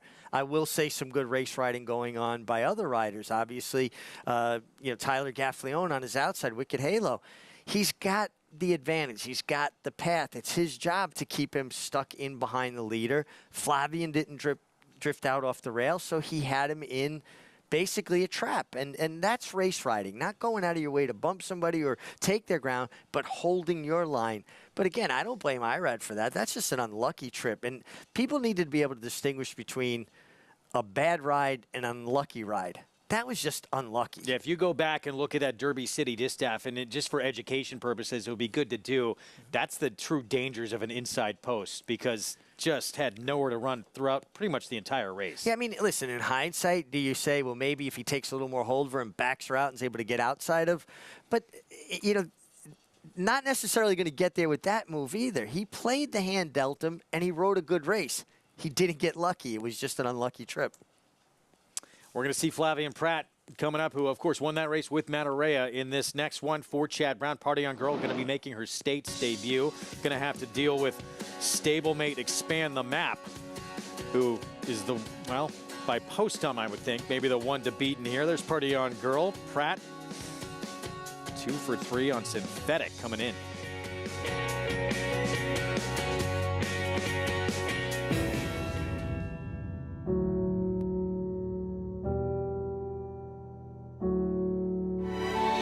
Independence Hall is hands down one of the most impressive horses I've ever seen physically. Independence Hall is pouring it on here in the Nashua Stakes, won by maybe a dozen lengths. Independence Hall wins the Hagyard Payette.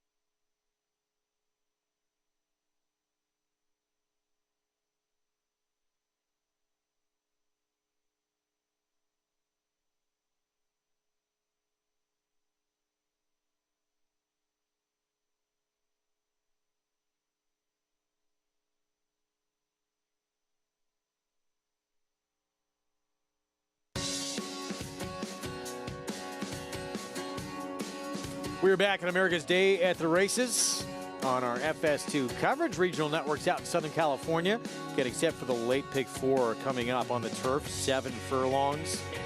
First allowance condition race. And we talked about Flavien Prat's mount before we went to break. Party On Girl going to make her States debut, the 6 for Chad Brown. Been solely to this point on synthetic. Favorite is the 8 Frosted Oats. Let's head downstairs to Acacia. And we'll get to that European Invader in a moment, but starting things off with the current favorite, Frosted Oats. I was at Tampa when she raced last time out, and the winner did go wire to wire in that race, but there were a couple of things. Number one, I don't think Frosted Oats wants to go that far. The cut back in distance to the 7/8 today does suit her. I think she'll also prefer getting back to New York. She just really plain and simple did not look well last time out. She was really hot. Her coat didn't look great. She looked like she just wasn't carrying her weight well. And while she is still a lighter frame filly, and I wish that she had a little bit more kind of meat on her bones coming in today, her coat looks much better and she looks much more relaxed here and is not getting hot in the paddock. Coming back to New York, I think will suit her. She might just not have handled being at Tampa or around that time in Florida. So looking at a couple of others, the number 6 Party On Girl, first time in the States for Chad Brown, and she hasn't run since January of 2022. George Bowie is a very talented young trainer out in England, and this one was actually sold at the Tattersall's February mix sale after her last race for just about the U.S. equivalent of $15,000. The question is, of course, where has she been since then? She does come back to the races here, and she has a turf hoof. She's incredibly fit. The dam was actually 2 for 6 on the grass as well, though both of her other foals were winless. She ran some good races in her last couple of starts. And one thing to mention, Lingfield goes left-handed, much like she will have to deal with in the States today. So not a different configuration like is oftentimes the case with European horses coming to America. The number 3, 14-0, named for her sire, Frankel, his 14-0 record on the track, a very clever name. We have not seen her since her 2-year-old debut, which was August of 2021. Unfortunately, she was hurt after that race, and she has been training down in South Florida at Payson Park. She has filled out so much, and obviously she's coming back now as a 4-year-old. Those are some big hurdles to overcome. It is a long layoff, and I think that she actually really did appreciate a yielding turf course in that first race at Saratoga, but she's been sharp here in the paddock, and just the change overall from her coming back now really is astounding. The number 4, Candle, she will rematch with Expand the Map. She did kind of flatten last time out in that most recent race at Aqueduct. If you see her getting hot and really a little bit on edge, that's just typical of her. I made the mistake when she won back in November of wondering if she was not really doing okay because she got so hot prior to the races. We do see all of the jockeys getting off of their mounts. It looks like they are inspecting something on the number 13 Clitheroe. Try to find an update, Greg, but we did get the call for riders up. All the jockeys have dismounted. We'll have a slight delay here in the paddock. Yeah, Clitheroe, that's a filly making her States debut for Graham Motion. Fergal Lynch, who we talked about, with a stakes win. Past the Champagne will be aboard there. Javier Castellano, quick look at your Kentucky Derby winning rider. He'll be on Candle the 4. Yeah, it looks like they're taking the tack off Clitheroe, and we're going to see if she maybe is going to be resaddled or a late scratch, because sometimes the wrong tack comes out of the room or they don't have the weight exactly right. They've got to recheck it, make sure that everything's perfect before they leave the paddock. Kentucky Derby winning rider on Mage. All smiles. Javier Castellano, we're going to see that smile on him for a long time. He's usually smiling, though. Yeah, he's got a great, temperament, great personality, and I can't imagine. He's probably still walking on air after that victory. Listen, one race does not define a career, and there have been great riders that never won a Kentucky Derby, Hall of Fame riders that never won a Kentucky Derby, and some that, have a record 1 for 20, 1 for 21, 1 for 22. If you're meant to have one, you're going to have it. It doesn't define your career, but I'm sure it feels awfully good to get that done. It's what everybody wants when you get into this game. And now Javier, 4 years in a row, he was named Outstanding Rider as an Eclipse Award winner. Now has that Kentucky Derby. He'll be riding this one, Candle, for Shug McGahee. When we come back, well, the post parade when we return here on our FS2 coverage.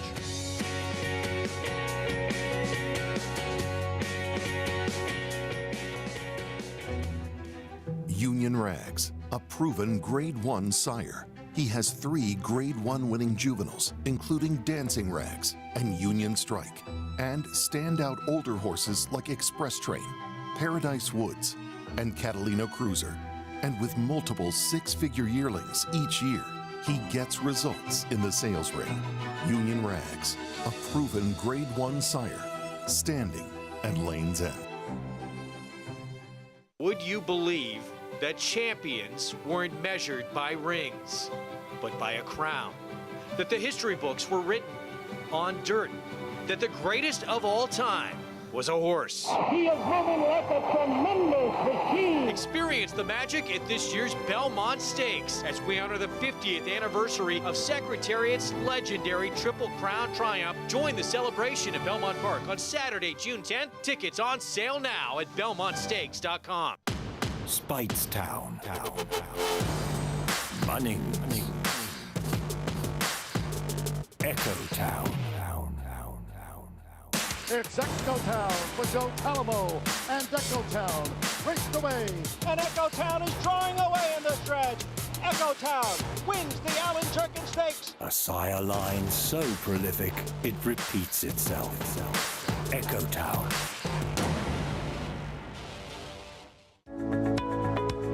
In the heart of legendary Cooperstown, New York, Cooperstown Distillery's handcrafted, artisanal spirits are produced from the highest quality, locally sourced grains, grown only by people we trust and respect. We invite you to taste for yourself and discover our Cooperstown Select distinguished whiskeys. Cooperstown Distillery, the taste of excellence. Back with you on America's Day at the Races on our FS2 coverage, getting set for the late pick 4 to get underway. 7 furlongs on the lawn. Entry-level allowance race. It's the 7 expand the map now, as expected, to become the favorite here. One of the Chad Brown runners, Irad Ortiz Jr., will be aboard. Just missed in the first try at this condition after it took 5 starts to break through and get that maiden win for her. Yeah, now turning back another furlong in distance, and it feels like she kind of loomed up last time, Greg, and flattened out a little bit late. So maybe just trying to find that perfect fit distance-wise for her. Had a delay stemming from what looked like with the 13, and it looks like still in a delay mode. Let's get more from Acacia. And we should be up and running soon, Greg. As they got the call for riders up, jockey Fergal Lynch was about to get a leg up on the 13 Clitheroe, and he said, "That's not my saddle." So they had the wrong tack on the number 13, thus requiring all of the other jockeys to dismount. They untacked Clitheroe, and the valet just came out with the correct tack. So they will get Clitheroe saddled up once again, but when there is a delay like that, all of the jockeys must dismount so that it's an equal amount of time that horses have riders on their back. And once we get the 13 tacked up again, we'll start over, get the call for riders up, and hopefully get this race underway, Greg. All right, Acacia, thank you. And there she is. She actually has that one win to her credit. It came at Lingfield on a turf course that was labeled good to firm there at 6 furlongs. She was a 4-5 favorite that day. Yeah, got some decent races over there. And, you know, it's interesting. Not only do you have to make sure the weight is correct, and if it's not your saddle, you can't be certain that the weight is correct because you weigh in before every race, you weigh out after every race, and the weight has to be, you know, correct. But your tack is a very personal thing. Every saddle's a little bit different. The stirrups you use are a little bit different. The length of the stirrups, you're not going to, you know, want to spend the whole post parade adjusting your stirrups. Are very specific to each rider. So it's a really difficult thing to ride in someone else's tack when you're comfortable and familiar in your own tack. And, you know, like Acacia was talking about too, all the riders have to dismount because you don't want one horse carrying their full weight longer than another horse and give them an unfair advantage. That being said, when I used to have post one, I'd go in the gate. I would get out of the stirrups and I'd stand on the petition and take the weight off my horse's back until the last horse was getting ready to go in. Every little extra edge. Letter races are won by noses. If I'm giving my horse a little bit of a break just by taking that weight off for a little while, you know, even if psychologically it gives me that edge that I think I'm helping my horse, even if I'm in reality not, you're going to do it. We saw David Donk talking to his rider, and Kendrick was popping in there as well. We saw Chad Brown having a discussion with his riders as well. Who did you have a best rapport with that you really trusted in the paddock talking to before a race? Trainer-wise? Yeah. There were several. Me and John Kimmel had a great relationship that way. Me and Michael Hushin had a great relationship that way. Kieran McLaughlin, when I was riding for him. You know, you have a great understanding of what or how they want things done, but then they have enough trust in you to allow you to do your job and not overthink it. You can't micromanage in this game. You've got to do the best you can and then be able to hand off the baton to the next person and allow them to do their job as well. There's Irad Ortiz Jr. leg up on Expand the Map, who's the current favorite for Chad Brown. Stablemate, Party Young Girl right next door. Again, she's making her state's debut this 6 with Flavien Prat aboard. Let's go back to Expand the Map. Candle, they met back on April 8th and would run second and third. Expand the Map running second. Yeah, and listen, Expand the Map looked like she had dead aim here. Candle, good trip, came out from behind horses. And honestly, I just get the impression from both of them that the 7 furlongs is going to suit them a little bit more. I just think it'll intensify their closing kick. Candle really kind of leveled off late. This is her third start off the layoff and turning back in distance. And Expand the Map. I mean, she ran well, but didn't finish the deal. Maybe going 7 furlongs, she can finish the deal. Candle going to shorten up from a mile slightly to 7 furlongs today, and there's Expand the Map running second. That race we just showed you had a little bit of time between her first 2 starts of the year, January 14th and that comeback April 8th. How about the filly coming off that extended layoff, 14-0, reference to Frankel's 14-0 record as a racehorse and what a stallion he's become. But she won first time out in yielding ground, now had that extended layoff, comes back here. Is this a jumping off point, or will Christophe have her ready to win, just like he did to have her ready to win on debut? We will find out shortly. Here's Wings Like Eagles, Bill Mott, Jose Ortiz. Yeah, filly that took her a little while to kind of figure it out. Was always a little bit in trouble early in her races. Yeah, had a little bit of trouble last time out. Out of sight, David Donk, Jorge Vargas Jr. Yeah, horse has shown ability. Dave Donk's horse is usually better with a race or 2 under their belt off the layoff. So well named here. The Christophe Clement filly by Frankel, 14-0. Yeah, well bet on debut. Delivered. Now she had extended layoff. Comes back here going 7 furlongs. Candle, who we just showed you finishing behind Expand the Map last time out when they met, for Shug McGahee. I like the turn back for her. Look at the size of her. Not a very big filly. You get your Derby winning rider. I think she's a major player here at a good price. 6-1 on Candle. We jump to the 6, and here's one of the Chad Brown runners, state's debut for Party On Girl. Yeah, a filly that's never run on turf in actuality. Been on synthetic, but in the right hands here. Expand the Map, stablemate with Irad Ortiz Jr., the favorite, 2-1. Ran well last time, was second to Veronica Green. Her stablemate makes a lot of sense, and I like the turn back for her, too. 4 seconds, however, in 6 career starts for her. Frosted Oats opened as the favorite for Bill Mott. Like her, she's already won going 7 furlongs over the Belmont turf course. Major player, love her name. Buy Frosted at a more Oats, please. Frosted Oats. Props to the Tom Morley barn at a 56-1 shot. Maybe it was even bigger than that, 74-1 maybe. Runner-up in a stake yesterday. Yeah, came up second best in the stake. Nice ride by Katie Davis. This horse would be a bit of a surprise as well. Fontana Freda, Jimmy Bond barn, John Velasquez.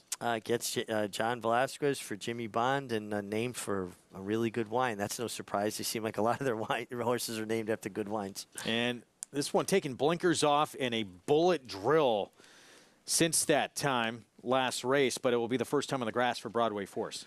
Yeah, and I'm not seeing an overwhelming amount of turf pedigree here, but you get Jimmy Jerkins, tremendous horseman, one of his last runners before he'll be leaving for Saudi Arabia to train. And the filly who caused this delay here, here's Clitheroe on the track now for Graham Motion. State's debut coming up with Fergal Lynch. Yeah, filly that's won turf sprinting over in Europe, has had a lot of foundation racing there. How will she do in her first start? She's been training down at Fairhill. And 52-1 shot their sister Bridget. Cleveland Johnson trains. Jalon Samuel rides. Yeah, lower, profile connections, but V. Johnson, Cleveland Johnson, really good horseman. It was tremendous groom for Butch Lenzini when he had Eternal Prince, a really good horseman. Biggest price on the board at 52-1. We're going to take a look at the undefeated filly in here. She's only started once. There she is in those West Point Thoroughbred Silks. The daughter of one of the all-time greats. Franco was 14 for 14 in his career, and that's her name here, 14-0. This was the debut. You mentioned that yielding turf course Saratoga. It's back in 2021. Yeah, so an extended layoff for her. You could see the ground, right? They're pulling up chunks of turf. That's when the ground has a lot of give to it, hence the denotion, being labeled yielding, and she just stayed at it resolutely. I mean, even the way she won this race, you'd have to think 7/8 would suit her pretty well. That was at a mile and a 16th on that turf course. Certainly had a lot of give in it. Going to be firm going today in a long layoff, coming back for 14-0. Let's go back to Acacia. And Greg, wanted to wrap up my thoughts on the number 4, Candle. As we did see that delay back in the paddock, I had touched on the fact that she is the type of filly that can get very hot before her races. And she did seem to get a little bit warmer, but I have to say, she handled herself pretty well. If a horse that typically gets warm but doesn't get agitated, I certainly don't mind that. And I love less distance for her, cutting back to the 7 furlongs today. The number 7, Expand the Map, second in that Veronica Green race. This was a horse that was very highly thought of at the start of her career, and on paper it looks like she just didn't really go on that much. And physically, she didn't really go on much either. She did fill out a little bit as a 3-year-old, but 3 to 4, I haven't seen too much change from her. But her last 2 races were strong. Maybe she's figuring things out. I too like a little bit less ground for her, going the 7/8. The number 1, Wings Like Eagles. I'm going to take one more shot with this filly. She had trouble at the start last time, bumped hard. The winner wired the field that day. She steadied sharply back. I love a little bit more ground for her. The 7 furlongs should suit, and hopefully she gets a cleaner break today, Greg. All right, Acacia, thank you. Here's the one about to load in. Wings Like Eagles, Jose Ortiz, and solid favoritism to the one we expected here. Expand the Map for Chad Brown with Irad Ortiz Jr. Yeah, coming off a good effort, going a mile against her stablemate there, Veronica Green, who came back to run in the Sheepshead Bay. Yeah, listen, she makes a lot of sense, although that one win 4 seconds always a little problematic for me. There you can see the 4 Candle, and she did get a bit heated up, especially as they got closer to the gate. 14-0 stepping in. Long time between trips to the racetrack. August 22, 2021, that debut win Saratoga that we showed you on that yielding turf course. And now the first time against winners coming up. Joel Rosario will be aboard. Set for this late pick 4 as we see Flavien Prat move in line for the Chad Brown debuter here in the States Party on Girl. Let's go upstairs to John Imbrial.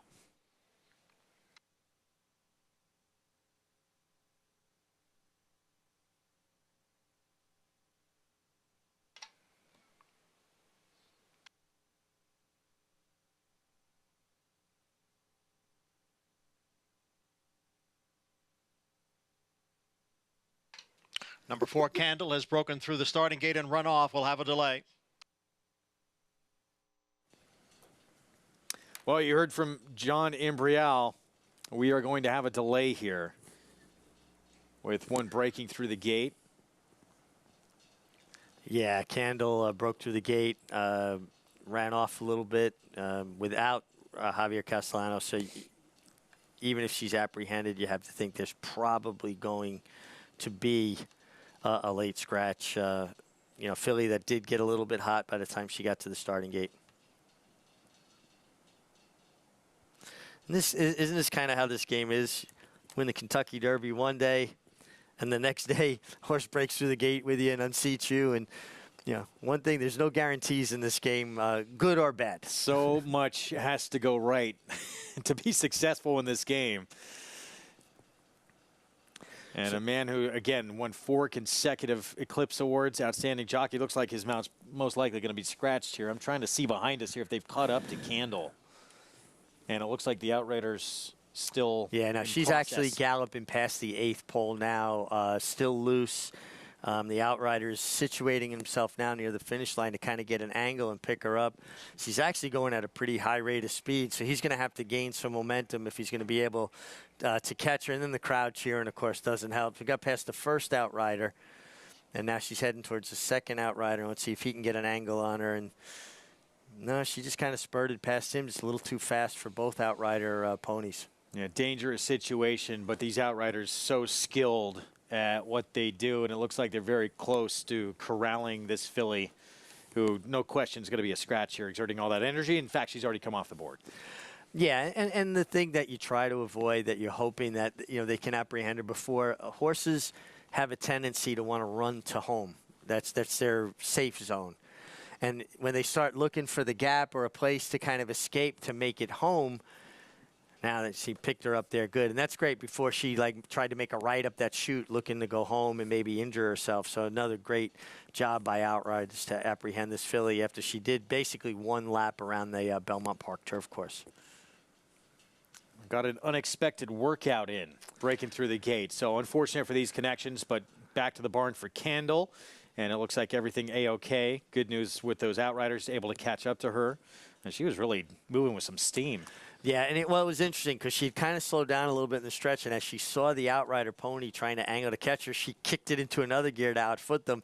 She didn't want to be apprehended, but again, the fear is that they're going to start looking for home. And they get so fixated on finding their barn because it is their safe zone that's when they injure themselves trying to get out a gap or run through a fence. So I'm glad the Outriders were able to apprehend her, seemingly with no mishap. So starting gate crew going to work here, taking the 4 off the board. And you would think they're just going to move the 1 and 1, 2, 3 in. It looks like that's what they're doing here. Yeah, just to fill in the gap. You don't want to leave an empty space there. Again, horses are like water. They'll flow to empty space. And how many years did we see that with the auxiliary gate before they had the 20-horse gate made at Churchill Downs? Horses would duck into that gap between the first gate and the auxiliary gate or duck out in towards that gap. You know, so disadvantageous being in that auxiliary gate. Again, that empty space that horses tend to run to. Thing of the past, though. Great. Yeah. Finally, strides forward they made with that 20-horse starting gate at Churchill Downs. And 4 off the board now. We're going to reload here momentarily. All those numbers have been adjusted. I really liked Candle, too. Especially the way she looked escaping the Outriders. They always look better without weight on their back, though. It's moving at a pretty good clip. Jose Ortiz. Wings like eagles from this inside post here will load first. Well, these fillies and mares have had to withstand a delay in the paddock while they had to fix some tack. Yeah. Long time there. Then warmed up. All in the gate, ready to go. What do you do as a rider to try and keep them focused during all this? Just honestly stay as calm as you can. Horses feed on your energy. Kick your feet out of the stirrups. Let them feel your leg around them. And relax. Just out for a Sunday afternoon ride. And now it's time to gear back up because they're ready to go. Back in line for the start of this Big 4. Let's go back upstairs to John Imbrial.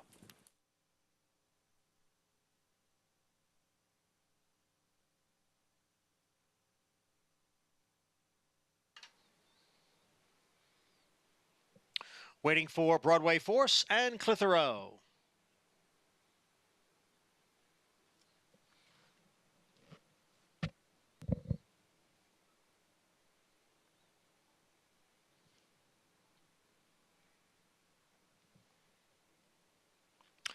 They're in the gate.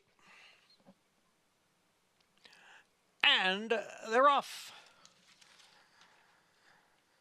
And out for the lead is Expand the Map as Frosted Oats now moves up. Runaway Rocket on the outside, and Sister Bridget is down at the rail. So it is Sister Bridget and Frosted Oats with Expand the Map. Not far behind in third. Runaway Rocket on the outside runs in fourth. Party On Girl is next in fifth. 14-0 is in sixth, followed by Fontana Freda, who is 3 wide. Clitheroe is 4 wide. Break of 3 to Wings Like Eagles. And at the back of the pack, Out of Sight and Broadway Force. The quarter went in 22 1/5 seconds.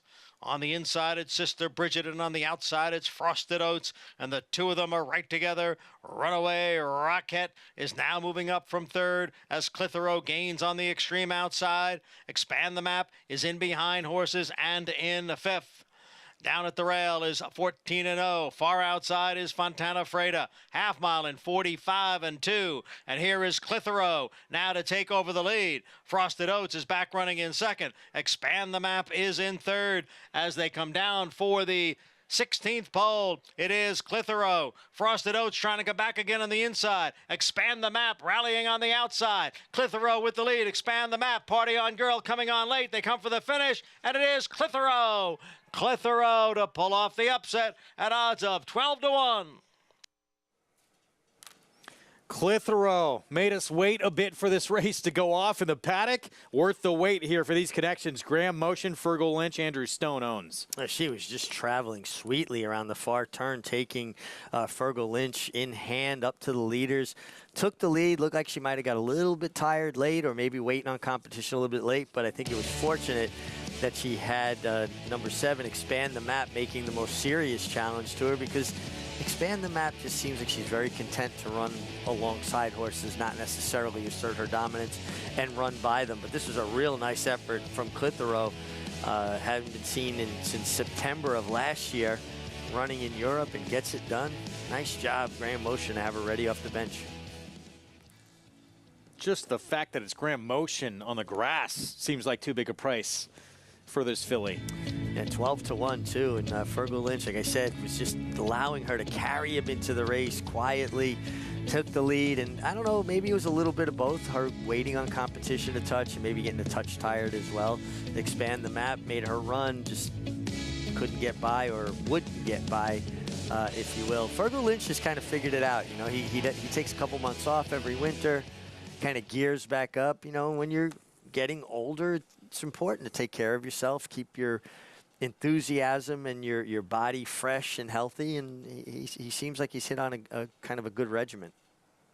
13, 7, 6, 8, 12-1. Big upset in the pick 5 and pick 6 for that matter. We'll have the prices for you when we come back. We'll get into the 7th when we return, and we'll hear about the story of a young rider trying to make her mark here on the arguably the toughest circuit there is in this sport.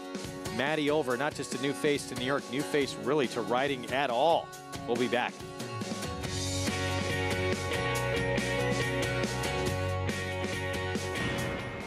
Catholic Boy, a Grade 1 winner on both dirt and turf, including this romp in the Run Happy Travers Stakes. He's so impressive today, the others didn't even have a prayer. This 6-time graded stakes winner was the fastest 3-year-old of his crop over 10 furlongs. At the sales, his first crop yearling sold up to $300,000. Dual surface Grade 1 winner Catholic Boy, standing at Claiborne Farm.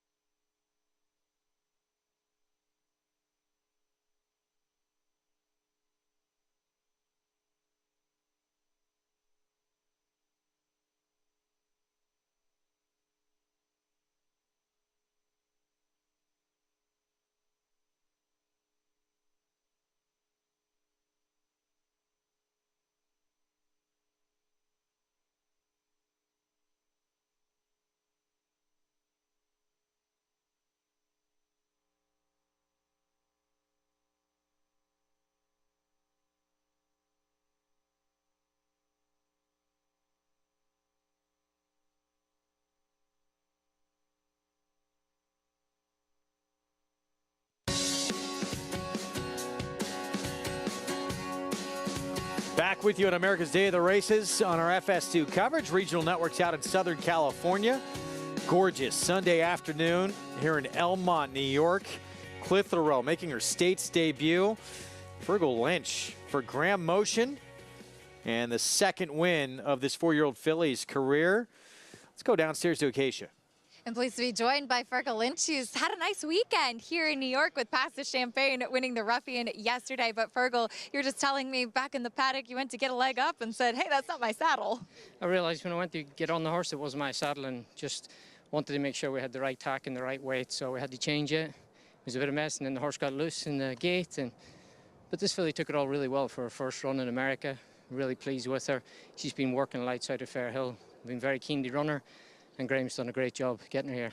Have you had any familiarity with her before riding her for the first time here today? Yeah, like I said, I've been breezing her at Fairhill for Graham, and you know, she's a filly you got to know, and you got to get her to relax, and she's got a lot of natural speed. You know, you just got to nurse it out of her. She was very game today too, digging in. Do you feel like having that kind of relationship with the horse already when you ride them plays a big piece? I do. I mean, I got there way too soon today. You know, ideally I wanted to wait till the last second. She's got one run. And I used it up too early, and she was just getting tired close home, you know, but you got to go when you got to go. She fought for it, and you got the win. Congratulations. Thank you. Appreciate it. Worth the wait, Greg. Yeah, indeed. Good for Fergal Lynch making the most of his opportunities here this weekend. Yeah, good rider and rides the turf extremely well. And I like what he said there. You know, he kind of was trying to save her and make one run. Maybe hit the front a little too soon and used her run up a little early, but she was able to hold on. And when riders work horses, especially at a place like Fairhill, you learn so much about them, and it's just such a benefit to the horse, the connections, and the tactics you want to employ. We talked about Lynch yesterday in the program, former champion apprentice in England. And as you mentioned, advanced age now, doing the best to take care of his body as best he can. Right at the highest level. 7th at Belmont main track, 6 furlongs, $32,000 claiming race. And you see Maddie Olver going to be on Triple P, part of an entry from that inside post. Maddie Olver, before she began as an exercise rider just a few years ago, had never even watched a horse race of any kind. But once she got a leg up on a thoroughbred, her entire perspective of what she wanted to do for a living completely changed. Now, you've been working for a while now with Christophe Clement, his son Miguel. Yes. When and how did you hook up with them? I was still in college at the time, and I was looking at a stakes race, and I saw this name Clement, and I said, oh, that's French. And so I looked them up. They have a website, and I sent them an email with my resume, and I said, I'm looking for a job to ride racehorses after I graduate college. If you have a place, would you be willing to give me an opportunity, give me a chance? And they were so wonderful, immediately reached back out to me, had me come out to Florida to do like a week trial while I was still in school, and then offered me a job when I graduated. She's very knowledgeable, but she's willing to learn. She's open-minded, and I think that's a great attribute. From day one, she's been an exemplary employee. She works hard, she's dedicated, but I think she's a talented rider. She quickly developed to our main work rider here in Saratoga, and she's guided many good horses so far in the mornings, so it's just a question of whether or not she can do it in the afternoon. What was the turning point for you when you said, you know, I not only want to exercise horses, I want to be a jockey? I was in the process of pursuing my license in France when unfortunately COVID shut everything down. There's been some friends that I've had here and some other riders that have truly changed my life, and the Clements as well, with the mentorship and the encouragement that they've given me, the non-stop encouragement from the moment I said, hey, I would like to do this. It's been really special, and I'm very grateful. There are several protocols that an apprentice rider has to go through just to get the opportunity to ride in the afternoon. The exercise rider has to prove to us that they can stay on the horse and break from the gate. So they would need clearance from the outrider, the starting gate, and they're also going to need 3 reference letters, and they must have been galloping horses for at least 3 years to be eligible to apply for a jockey license. So just to get the opportunity to compete in the afternoon takes an incredible amount of hard work. I want to be as strong as I absolutely can. I run every other day, and then I go to the gym every other day. But also every day I do 100 push-ups. I'm getting to a 4-minute plank. I'm only at 3 right now. 4-minute wall sit, and just little things like that. But the end goal is to be really strong in that finishing drive, which is something especially that people tend to be really hard on girls for. I don't want people to say, oh wow, she's a strong rider for a girl. I want people to say, she's a strong rider. I try to use the people that have a lot of knowledge, such as yourself, other jockeys. Miguel has watched race replays with me and to just show me what is a good ride versus a bad ride, or what makes a win versus what makes a loss. I've learned how to read PPs. I mean, I watch racing, and I just try to talk to as many people and get as much information as possible, because there's so many people that are so willing to offer information. I feel that I've been working hard, and I feel really good about the work that I've put into it, so I'm just happy to be where I'm at. Relatively, as we said, new to the sport in any way and trying to make a mark in the most competitive jockey colony there is. Yeah, and it's very difficult. It's very difficult for any young rider to get started, but particularly on a major league circuit. I think she's done very well. I could see the areas she's improved. Her plan is to ride this summer at Monmouth Park. I think she'll get more opportunities.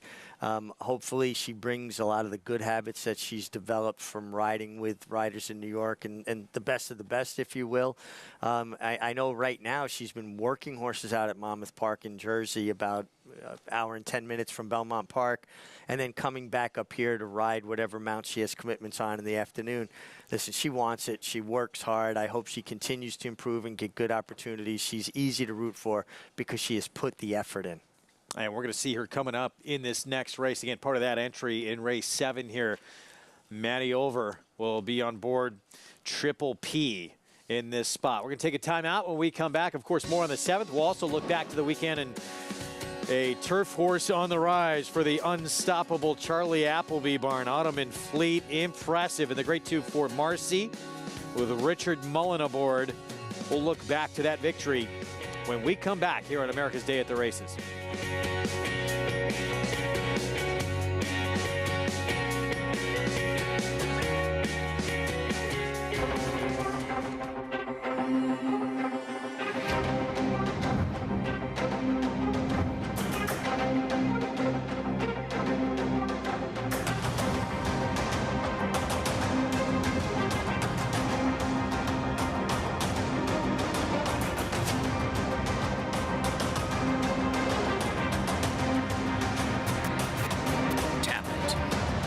Standing at Gainesway.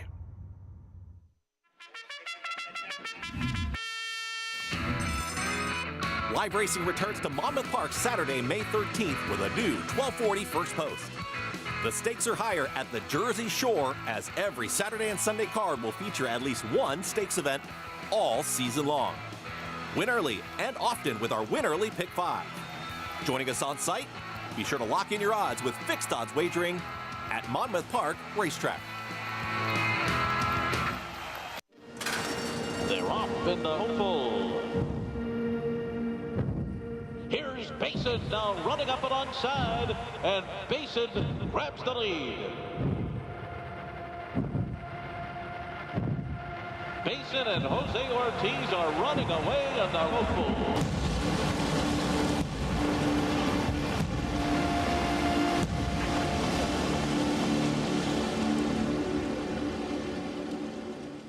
Racetrack Television Network brings you every race, from every track, on every screen, every day.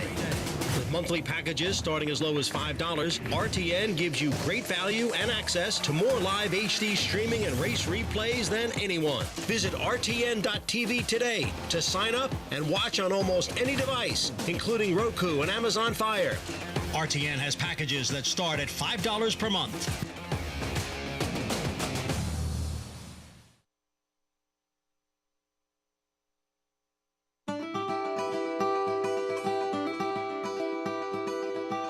Everybody, welcome to Claiborne Farm. Claiborne Farm has been around since 1910. The tour is a backstage look at how we operate as a large-scale breeding farm. These are parts of the farm that have always been off limits to the public. You know, you would only see these barns and these horses up close if you worked out here. So it's been really exciting to open that to the public, to show that end of the industry and just spread that knowledge. You know, you take a group out, they get to scratch on a mare and foal, they think it's super cool, and hopefully create a lifelong fan. So our stallions stand from anywhere from $5,000 to $100,000. That is a stand and nurse guarantee. So that fee is not paid until the next year after the mare has had her baby, the foal stands, and everything is good. We have conceived 22 Kentucky Derby winners, 19 Preakness winners, 22 Belmont winners, and 29 Breeders' Cup winners. In addition to that, 6 of the 13 Triple Crown winners have been conceived in our breeding shed.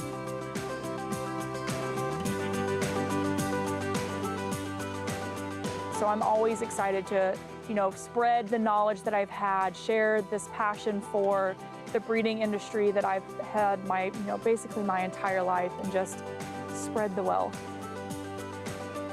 Basically, all of our tours are sold out. That's just absolutely fantastic. Sometimes we'll try to sneak in 1 or 2 extra people onto the trolley. It's a yearling colt field. Actually, this field is home of 2013 Kentucky Derby winner Orb, as well as Breeders' Cup Classic winner Flame. The cemetery is extremely popular. It's on both types of tours that we offer, so the trolley tour and the walking tour.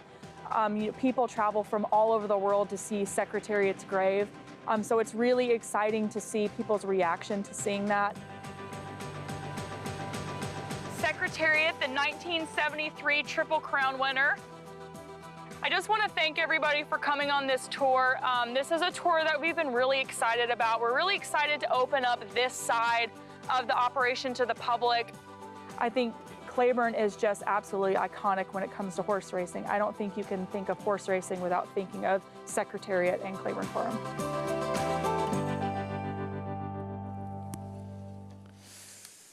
Oh, what an incredible farm. What an incredible imprint they have made on this sport. Claiborne Farm, 100 years of doing the usual unusually well.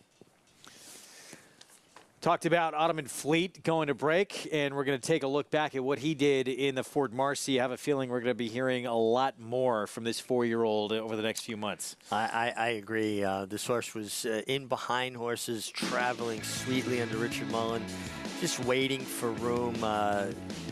Tied to the sea, drifted out a bit off the turn, but what a big effort from him at a huge price. 56-1, went straight to the lead. Yeah, and this son of Sea the Stars, when we talk about turn of foot, acceleration, horses that can quicken, this is what we're talking about right here. When this horse dropped his head, he finished. They came home the last 1/8 of a mile in 11 2/5 basically. This horse sprinted under the wire. Ottoman Fleet now 5 for 12 lifetime, 3 of his wins at the mile and a furlong distance.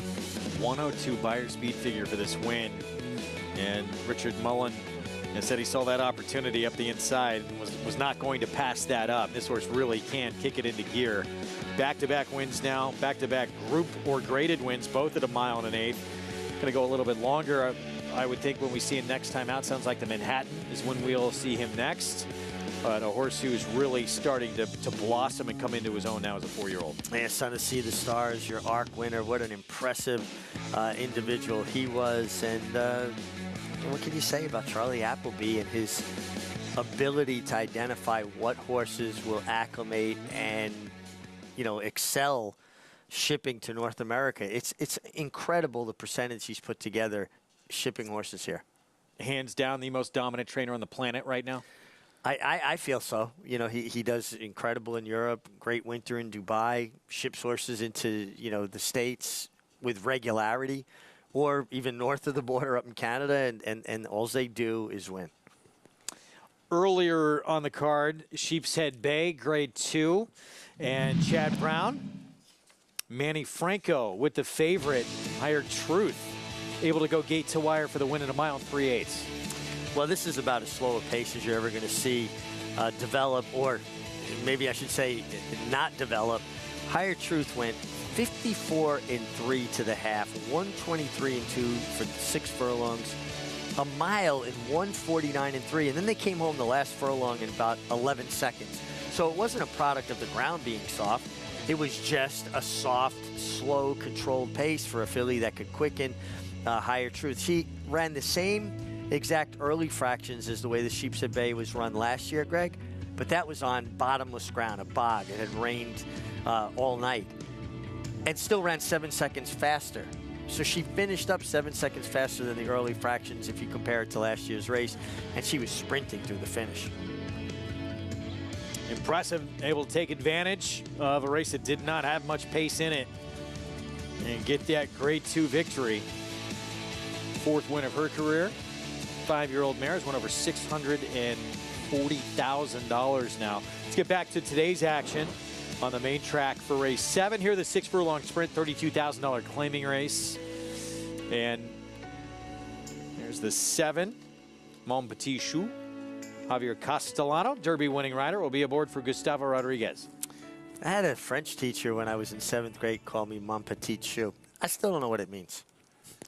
I don't either. I'll get clarification. It had to be a compliment. Either that or just like, I can't wait to just pain the next out of my class. Could have been. 3-1 on this runner. Slight drop from 40 to 32. But the race before that was in some pretty tough going, allowance optional claiming field. Yeah, absolutely. Well drawn outside, too. Should get into the race the proper way.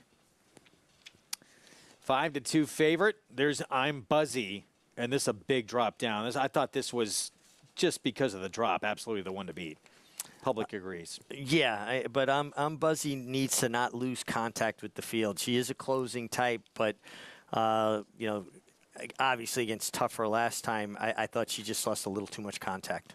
Oh, the main speed of this race, too. This race changed a lot. The 3, it was going to wheel back in just 3 days off a win for Linda Rice.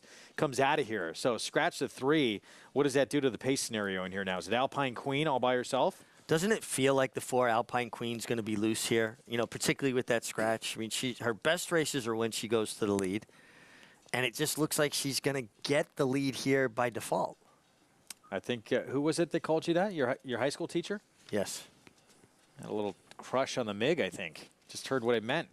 Well, my sweetheart. Educate me. Oh, look at that. And I thought she didn't like me all these years. You're always a charmer, Mig. Oh, sure.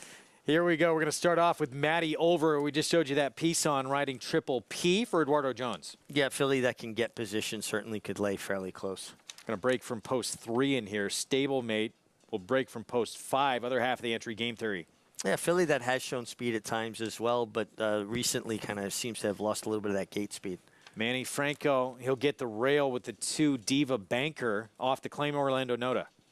Yeah, filly that definitely has races that would make her competitive here. Manny's a rider that demands, doesn't ask as much as he says, hey, this is what we're going to do. Potentially alone on the lead with a scratch of the 3. Here's Alpine Queen, Jason Wyas. This is who I like. I think she's going to get loose here. Jason Wyas, basically part of the pace, won a race earlier in the card. John Toscano, her conditioner, trained his first winner in 1971. A long time in this game. I'm Buzzy, Eric Cancel, Amira Shishakli. Would like to see some pace set up here, more of a closing type, but I just don't think can be left too much to do. Facing a lot better company of late. It's a big drop down. And then Irad Ortiz Jr. on Royal Megan, the 6. Yeah, should set up good outside stalking trip. Has been running okay at this level, but was well beaten by Alpine Queen last time they met. And here's my sweetheart with your Derby winning rider, Javier Castellano. Mon Petit Chou, another one that can lay close. Javier Castellano, obviously a very adept at judging pace. And the only thing I learned in that French class, Je m'appelle Richard. My name is Richard. That's the only thing I got out of it that I retained. At least you still remember it from all those years ago. Oof. School was not a strong suit. Got your education on the racetrack at a very young age. Here's Alpine Queen, Jason Wyas, already with a win on today's card, as you mentioned, for trainer John Toscano Jr. And this was back on March 10th. 2 starts back, had the lead all the way until the very end, just missed by a nose. Yeah, just missed. I do think she runs her best when she's allowed to kind of freewheel and make the lead. She did get run down this day, but it was a very honest effort, and this effort would make her very, very tough to beat here. Last start, for some reason, did not make the lead. Usually her MO is to go to the front. That was at 7 furlongs for 40. Gotta think that it is send on their mind with this 5-year-old mare here today. Let's go down to Acacia. And we'll start with the horse that does look to be the controlling speed in here with Alpine Queen. This is a horse that drops a little bit in class, and I just think this is the right spot. She just missed 2 starts back behind Dame Cinco, and tactically speaking, should really benefit in this spot. She was marching around the paddock, just looks like she's doing well. A horse that really carries her weight from race to race, too. The number 6, though, Royal Megan. This one, I realized that she was behind Alpine Queen last time, and is a horse that doesn't necessarily have a lot of early speed, but I had a theory with her, and I think that she's really going to appreciate getting back to Belmont Park. I remember her trainer, Fernando Abreu, telling me last year that she's a bit of a non-sweater, and that's a big reason why he keeps her up here versus down in Florida, especially as she is a Florida bred, and that's where he is based, but she really doesn't seem to handle the warmer climate. So interesting, she didn't do too well over the winter at Aqueduct, but I think she also just really prefers Belmont Park. She had a lovely warm-up under Irad Ortiz, taking away from the pony. The number 5, I'm Buzzy, gets a drop in class, and maybe it was by virtue of the fact just comparing to the competition that she was facing last time out, but she just looked like she wasn't carrying her weight well in that most recent start. Her coat had kind of gone the wrong way a bit. She's put on some condition coming in here today off the back of that start where she really just didn't really participate in that race against significantly tougher competition. And her coats come around nicely too. Had a relatively quiet on the track under Eric Cancel. She takes a significant drop in class. And finally to the outside, the number 7, Mon Petit Chou, as this one comes off of a 4th place finish for Gustavo Rodriguez, a horse that I like. The cut back to 6 furlongs as she's so stout and compact. And now that you know what the name means, Richie, we have to work on your accent. My mother-in-law always calls my husband, my sister-in-law, Chou, it's like a little pet name. You really didn't get much out of French class, did you? My Italian accent is much better than my French accent, but I will try. Mon Petit Chou. 5-2 outside here with Sweetheart. Is it going to be tough? At least tactically has some ability to not be too far off the pace. No, I think she'll be stalking. I think, listen, Javier Castellano is a rider that understands the importance of getting your position going forward. I have a question for you, Greg. The 6 horse, Royal Megan, is 9-5. She was beaten 5 1/4 lengths by Alpine Queen last time. I didn't see any visible excuses. She was beaten 2.5 lengths to Mon Petit Chou the start before that. Why is she the favorite? Is that what we talk about, the Irad Ortiz? Yep. Yeah, Irad Ortiz money, right? It's incredible how much he attracts. And there he is on Royal Megan. He is just destroys prices if you like a horse. But then he delivers. He does. Your horses perform for him. Listen, the guy is a tremendous talent. I mean, he gets horses to perform, and he loves it. I mean, he shows up every day. Yeah, I mean, look, to be fair, to take him out of the mix, too. I mean, this horse has some very big races to go back to as well. The last couple, probably a little disappointing, no question. Yeah, no, definitely races from last year would make this horse very, very tough. But, I mean, I've got races to go back to, but it's been 13 years. No, for this one, not quite as far back. But, yeah, she looks 6-year-old mare. She's up there in age, particularly, too, with the fact that the 3 is out and the 4 could be alone on the lead. Surprising to see this one this short, down to 2-1 favoritism now. Yeah, I just think Alpine Queen gets loose, and I mean, that's what the trip I'm counting on, and I like scenarios like that, and at 4-1, I think that's a decent bet. Loading up, there's Maddie Olver on Triple P, trying to make her mark here in New York. Still a 7-pound apprentice, still in the learning process of this game. I'm Buzzy, biggest class dropper in this field.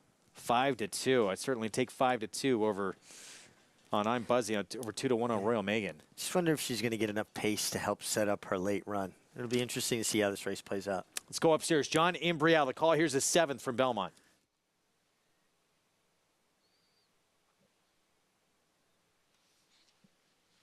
They're all in line.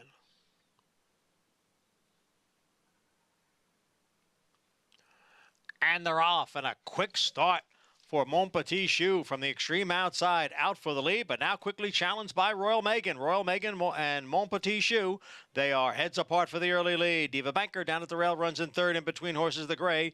Alpine Queen next in fourth. Then comes Triple P in the fifth, and I'm Buzzy advancing on the outside along with Game Theory. So it's just 2.5 lengths separating the 7-horse field as they go around the far turn. The quarter went in 23 and 4. Mon Petit Choux with a head in front. It is Royal Megan who is down at the rail. Alpine Queen now advances. Far outside is Game Theory. Diva Banker sits just behind the front four. I'm Buzzy has dropped back. And then Triple P. They are at the top of the stretch, and it is Alpine Queen who has a narrow lead, challenged on the inside now by Royal Megan. Royal Megan goes on with it. Royal Megan's in front. Alpine Queen is now back running in second. And then comes Diva Banker, and on the outside is a Mon Petit Choux. Royal Megan with the lead. On the outside is Mon Petit Choux, along with Diva Banker. Royal Megan gives Erod Ortiz Jr. his third win today. And that's why she was bet down to favoritism. Difference maker, Erod Ortiz Jr., as you heard, 3-win afternoon for him. Much more forwardly placed than we expected. She broke extremely sharp from the outside with Mon Petit Choux, and they cleared the field. And then Erod was able to give his filly a nice long breather. And the race was run in waves, right? You had horses kind of make that quick brush up on the outside, keep the pace going forward. Then you had Alpine Queen, who didn't get off particularly well, wind up getting a split, made a little bit of an early run up into the breach. She faded as Royal Megan found more. Mon Petit Choux kept trying on the outside, was outgained by Diva Banker for second. But Erod Ortiz gets horses to perform to their maximum ability, and I think that was a perfect example of it. Horses that defeated her the last 2 times just could not hang with her today. Expected to see this 4 Alpine Queen in front, not the case at all. It's Royal Megan, and I'm Buzzy, just a disappointing effort this afternoon, really was never involved. Yeah, and you know, it wasn't a particularly fast pace, but she really didn't come up with much run. I also have a theory about horses, even if they're closers, if they lose touch, it's just hard to get them motivated, right? They're a herd animal, and they're kind of out of the pack. And you'll see it often when a horse is last. When they finally catch up to a horse, sometimes they'll get engaged and they'll start picking it up. But listen, no doubt about the winner. I mean, she was good. She broke sharp. Erod was aggressive, and aggression wins races. 6-2, 7-4, Royal Megan, 2-1 favorite, takes the 7th. Here at Belmont Park, we'll get to the prices when we come back from a timeout.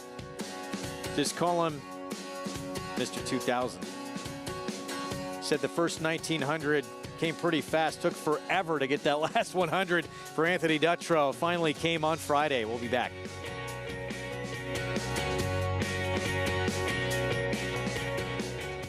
The Best 2-Year-Old by legendary sire Quality Road. Hit back, $1.5 million. Very, very impressive debut. Cantering home. Could not have been more impressive. Coast to coast in the American Pharaoh. He's the real deal. Undefeated and unchallenged at 2. He's just too good. He wins the Breeders' Cup Juvenile. Corniche, the newest champion to Coolmore, America.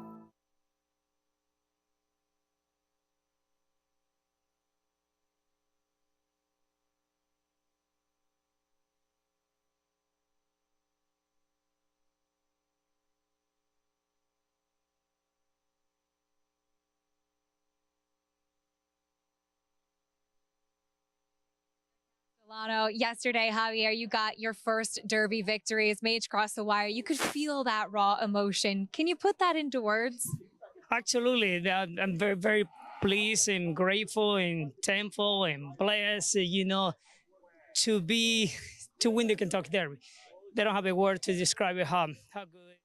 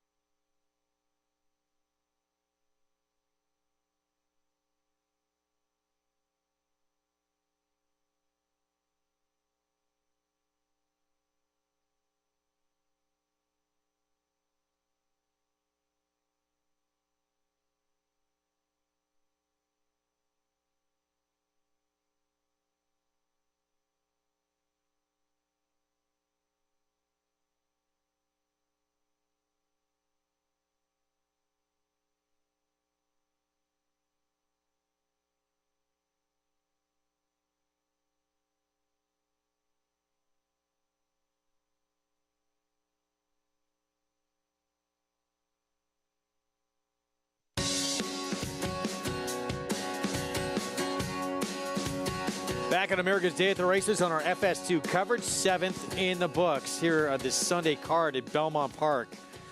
Royal Megan, there's the difference maker. Irad Ortiz Jr., reigning Eclipse Award-winning rider, his outstanding jockey, puts this 6-year-old mare in the game early, and it pays off. Does, broke alertly, was able to kind of give her that breather around the turn when he's had horses making these pretty early moves on the outside. Alpine Queen got the split, made her move, started to flatten out. Mon Petit Chou on the outside was trying hard. Diva Banker worked out a nice trip under Manny Franco, but it was Irad Ortiz getting Royal Megan to find some of her better form, flashing better speed, and kept her to task all the way to the wire. $6.40 for the win. Lowood Farm. Trainer Fernando Abreu owns a piece of the 6-year-old mare as well. 6-2-7 finish. They're in the 7th at Belmont as we move on to race 8, maiden special weight. Everyone trying to get that first win of their career, 1 1/8 over the inner turf, about distance of 1 1/8. And 5-2 favoritism right now to Highland Grace, coming off a big effort out of Gulfstream for trainer Barkley Tagg. He's going to have the Derby winning rider, Javier Castellano, aboard. Yeah, and we saw Barkley's horses came back from Florida firing, won a race with his first entrant back over at Aqueduct. Just a really terrific old school horseman, a guy who knows how to get it done, a lifelong horseman. And we said going to break, trainer who's been waiting to get this monkey off the back for a little while, Anthony Dutrow. Good to see it finally come. It came on Friday, and it came pretty easily with Predicted and the 3rd on the card Friday afternoon. Yeah, nice to get past that, something you start carrying around with you, right? You roar up to a big milestone, and 2,000 wins for a trainer is a big number. Trainers don't get as many opportunities as jockeys, generally speaking. Anthony's just been such a good horseman for so many years. Started riding for his dad, Dick Dutrow Sr., when he first came to New York many years ago from the Maryland circuit. And Anthony would always be in the barn early in the morning, taking temperatures, feeling legs, very focused and serious about his craft, and he's continued that way. That's the way he's conducted his career, with that integrity, that class, that intensity. And I'm proud I had a little bit of, part of the history of him. I rode his first graded stakes winner in 1987 in Fiery Challenge in the Prioress Stakes. So it's, a long family history. We've known each other forever since basically we were kids. So I'm glad that at least I was part of that journey. And you saw some of the names of those good horses he's had. He's had a lot of big wins, Grade 1 wins. Alabama, Ogden Phipps, Futurity, Prioress, Ballerina at Saratoga. Some really big victories on that resume. Good for him. So it's on to the next 2,000. Yeah, once you get past those milestones, almost like you can breathe again. You see it happen so often. Trainers, jockeys, they roar up to that milestone and kind of get stuck. I know when I got to 3,999 wins, I couldn't get 4,000 and kept letting the kids out of school because I wanted them there to see 4,000. I think they were hoping I would go another week or two so they can keep getting out of school. And then finally I got it done. I think when Carmella had about enough of letting them out of school, I was, we got it done. We're going to take a timeout. We'll be back. We're going to close out this Sunday card, as we talked about earlier, with a stakes race. License fee, very competitive 6-furlong sprint. Star Divine ended last year with a victory.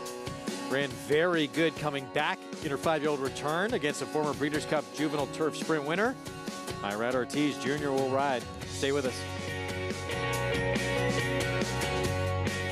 Gunrunner is the sire of 6 Grade 1 winners from his first crop and currently ranks number 5 on the general sire list. In 2022, he led all stallions standing in North America by percentage of Grade 1 winners, percentage of Grade 1 stakes horses, percentage of stakes horses, and percentage of stakes winners. Owner Breeder Magazine wrote, 3 Chimneys is home to one of the most exciting young stallions in North America, one that is already eliciting comparisons with Danzig and Mr. Prospector.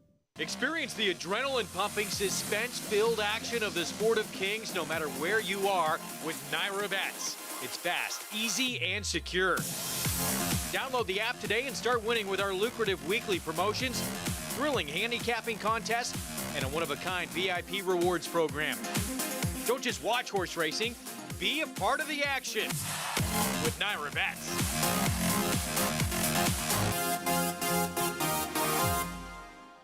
I'm very bullish on it. Tom's D'Etat's got a 4-length lead at the 16th pole. Tom's D'Etat has conquered the Clark.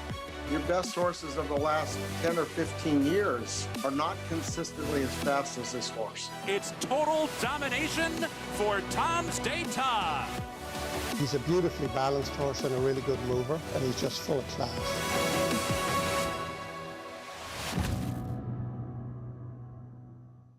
Now more than ever, it's time to get with the program.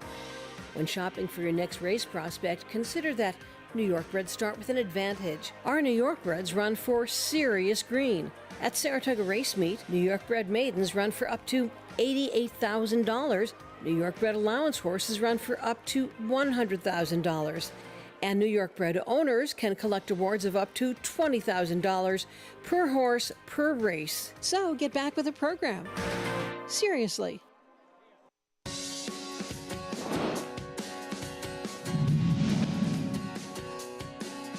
American Pharoah makes his run for glory as they come into the final furlong. Frosted is second with 1/8 of a mile to go. American Pharoah's got a 2-length lead. Frosted is all out at the 16th pole. And here it is. The 37-year wait is over. American Pharoah is finally the one. American Pharoah has won the Triple Crown. What a drought, and it was so long. People were talking about, changing how we should run the Triple Crown in between that span. Well, American Pharoah showed it could be done.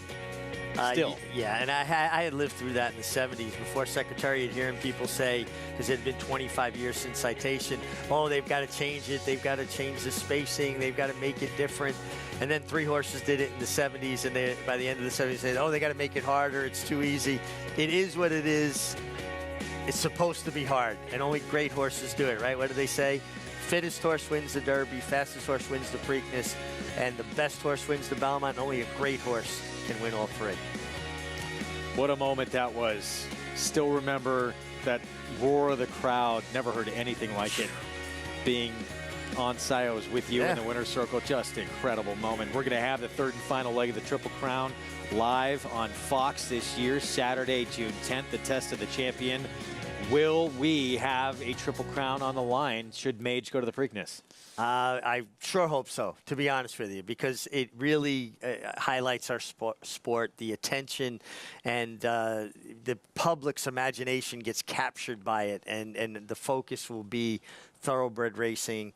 And I love the fact that we're going to get an opportunity to present the classic Belmont Stakes right here. People that cover New York racing year-round, we have such a different kind of handle and insight because we're immersed in it every single day. I'm so excited about it. Oh, Javier Castellano said it earlier, used that as motivation. He saw that stat on the coverage on television that he had been 0 for 15 in the Kentucky Derby, said, we're going to get it done today, and he indeed made it happen. Acacia Clement had a chance to talk to Javier earlier today. I'm joined now by Kentucky Derby winning jockey Javier Castellano. Yesterday, Javier, you got your first Derby victory as Mage crossed the wire. You could feel that raw emotion. Can you put that into words? Absolutely. I'm very, very pleased and grateful and thankful and blessed, to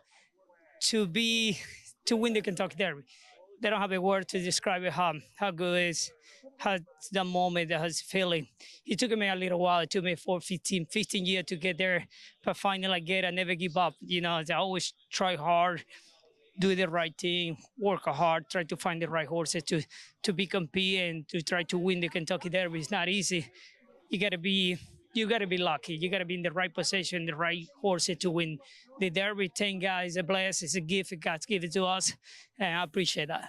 I heard you say in the press conference afterwards that it can be tough when after a few years it doesn't happen, but that perseverance, that hard work, and for you as a rider who's been in this game for a while to keep going at it and to have that win, it makes it that much sweeter, right?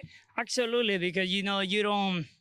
It's not they give it away to you. You have to earn it. I think I earned it a little bit the hard way. It took me a little while, but the good thing I learned in my life, in my career, don't give up. If you're looking for those dreams and you like to reach those goals, you have to work hard.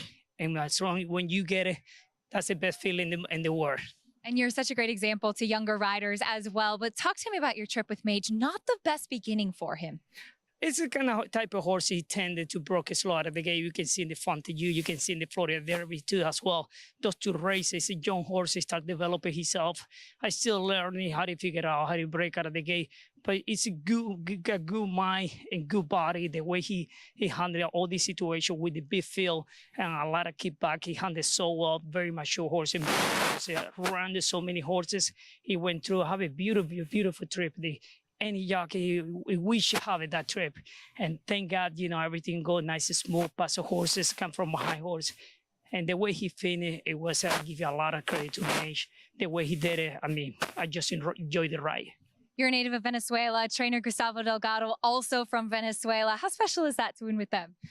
It's a great moment. It's a great feeling because all the connections, they're all from Venezuela. They're all from the same country, the same city. I know Gustavo when I was a little kid, when 4 or 5 years old. My dad used to be riding horses for him. The exercise rider, he used to be riding with my dad. It's a little sentiment, connection, all the, we all click together. And that's the best moment, and enjoy those moments. All connection, Venezuela people. It's a big winner to my country. For all over the world too, as well. And you are welcomed with a round of applause back here to beautiful Belmont Park. Huge congratulations, Javier. Thank you very much. I appreciate it. Thanks. Kentucky Derby winning rider, Javier Castellano. Great for Javier. And, we go back, we talked about that ride earlier. He was a difference maker in this ride too, immediately taking that opportunity early on in this race to save ground. Such critical key moments in a race, and that was one you could absolutely highlight. Okay, didn't break real sharp, did the best he could with it, saw that opportunity and seized it to dive down to the rail. And it sounds like a small thing, but it's not. It was a major contribution to this victory. And then you could see Javier's confidence getting bolstered throughout the race, the way his horse was traveling. And by the time he got to the middle of the backstretch, he was riding the horse like he knew he was going to win. Just a tremendous effort by both horse and rider. And what a progression from this horse. A lot. As he breaks his maiden late January, that's the first time we ever saw him in his debut, put into a graded stake against the 2-year-old champ Forte in his second start. Yeah, taking on a much more seasoned rival, a horse that had that racing as a 2-year-old, right? That foundation, if you will, more battle-tested. I talk about it all the time. They knew Mike Tyson was going to be champion of the world when he was 15 years old. He still had 20, 25 fights before he stepped into much tougher competition, kept building him up physically, mentally, his confidence. With horses, it's obviously an accelerated or a faster track, but it is a very similar idea behind it. You don't throw them in against the toughest horses until they've had some seasoning, but this horse handled it. Yeah, that's why only Apollo 1882 and Justify, who won a Triple Crown, were the only two before Mage who had not started as a 2-year-old to win the Derby.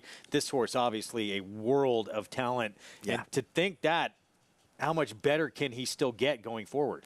Oh, absolutely. You got to think he's going to continue to improve. Hopefully he stays healthy. We get to see him compete on a regular level. Hopefully we get to see him and Forte face off again. Forte, unfortunately, a late defection from the Derby. But, all in all, with everything that's going on, it's turning out to be a fairly exciting 3-year-old crop. Really is. This is the one that Javier will ride in our next race. Highland Grace for Barclay Tagg. Let's head downstairs to Acacia. And we'll start with Javier's mount as far as the number 7 Highland Grace does go. Navigating the Milan in 8th is a question I have with a couple of the fillies in here.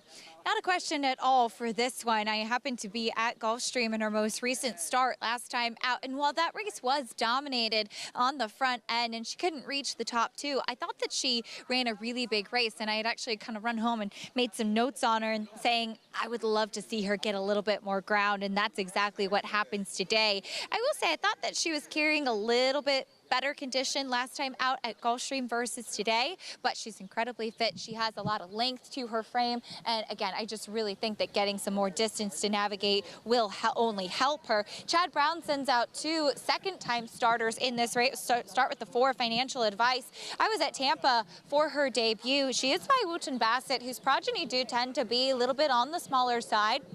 But she was one that I just really wanted to see strengthen up, and she's done that. She's put on a lot of muscle mass, it looks like. And I thought that she, with the winner wiring the field last time out, she actually ran quite well. Couldn't quite get to Juniper's Moon, who I think is a talented horse. But I thought that this was definitely a filly who could take a step forward in her second start. And we often do see Chad debut some of his better horses down at Tampa over the winter. One that debuted at Gulfstream was the number 6 Prerequisite, also for Chad.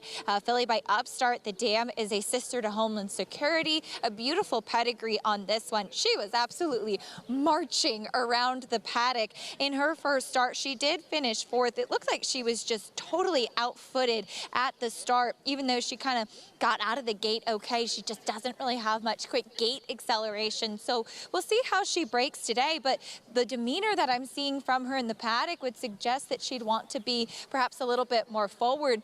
She's dappled out from head to toe, and she carries really good condition too. I'm very intrigued by this one making her second start, and now up here in New York, Greg. Acacia, thank you. Flavien Prat will ride the 6 Prerequisite, second time out for Chad Brown. Did take money in the debut, and surprisingly, public sort of jumping ship here in this second start. Yeah, it is interesting, isn't it? I mean, horse taking that much money, and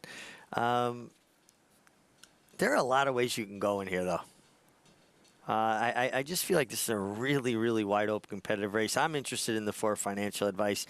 I thought she ran very well first time, and sometimes running a horse at Tampa is a good way to get them started, Greg. And not that they're not trying to win, or it wouldn't be fine if they won, but it's a $25,000 purse at Tampa Bay Downs. It's a $90,000 purse here.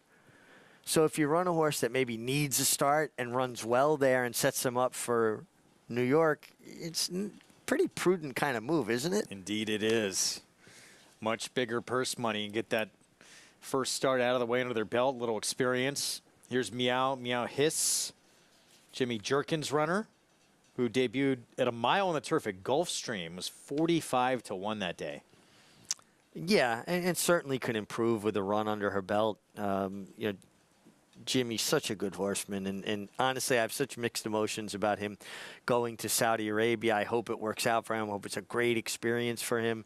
He's going to have a full barn of horses to train, but it also hurts to think that someone as talented as him can't get enough horses, to train here to sustain his business. It's just...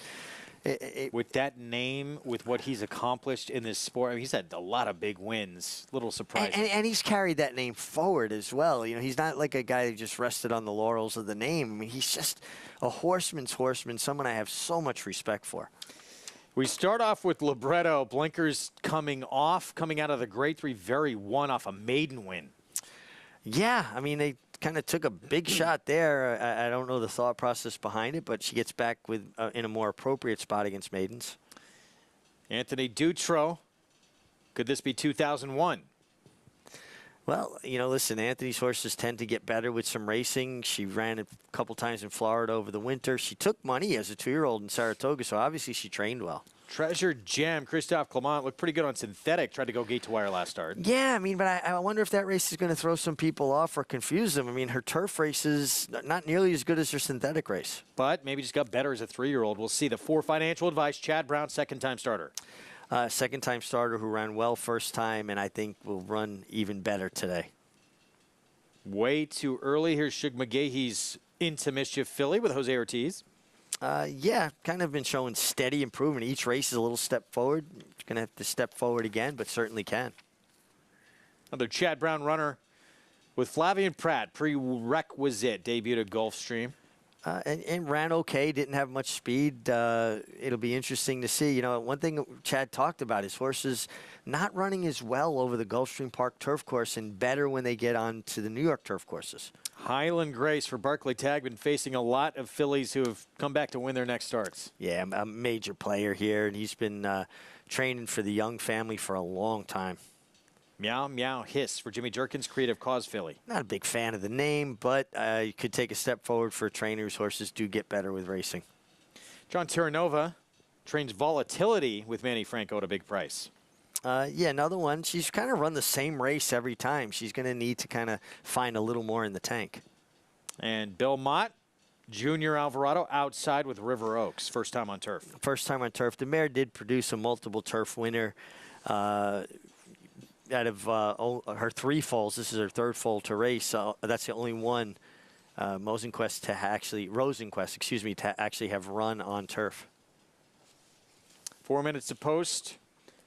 Here in the 8th, Bill Mott with that huge win with Cody's Wish on the Derby undercard yesterday. Oh, yeah, you said it right. Might be even better this year. Look at this lineup that the Hall of Famer Bill Mott has, and just on a tear the first few months of this year. Art Collector, that Pegasus World Cup. He's got Elite Power. Came back to win that Riyadh Dirt Sprint, Breeders' Cup Sprint winner. Or like Goddess, still around. Frank's Rocket has been sensational. Rocket Can we saw in the Derby. Not hard to get out of bed when you're going to go to the barn and look down a shed row that has some of those names, right? Incredible. It's just that tremendous Breeders' Cup weekend, and it looks like both those two, you know, Cody's Wish and Elite Power, coming back just as good as they were last year. Oof, maybe better. Yeah. Who do you prefer? Cody's Wish looks so good. And so consistent. Just continually shows up and gives you that A effort.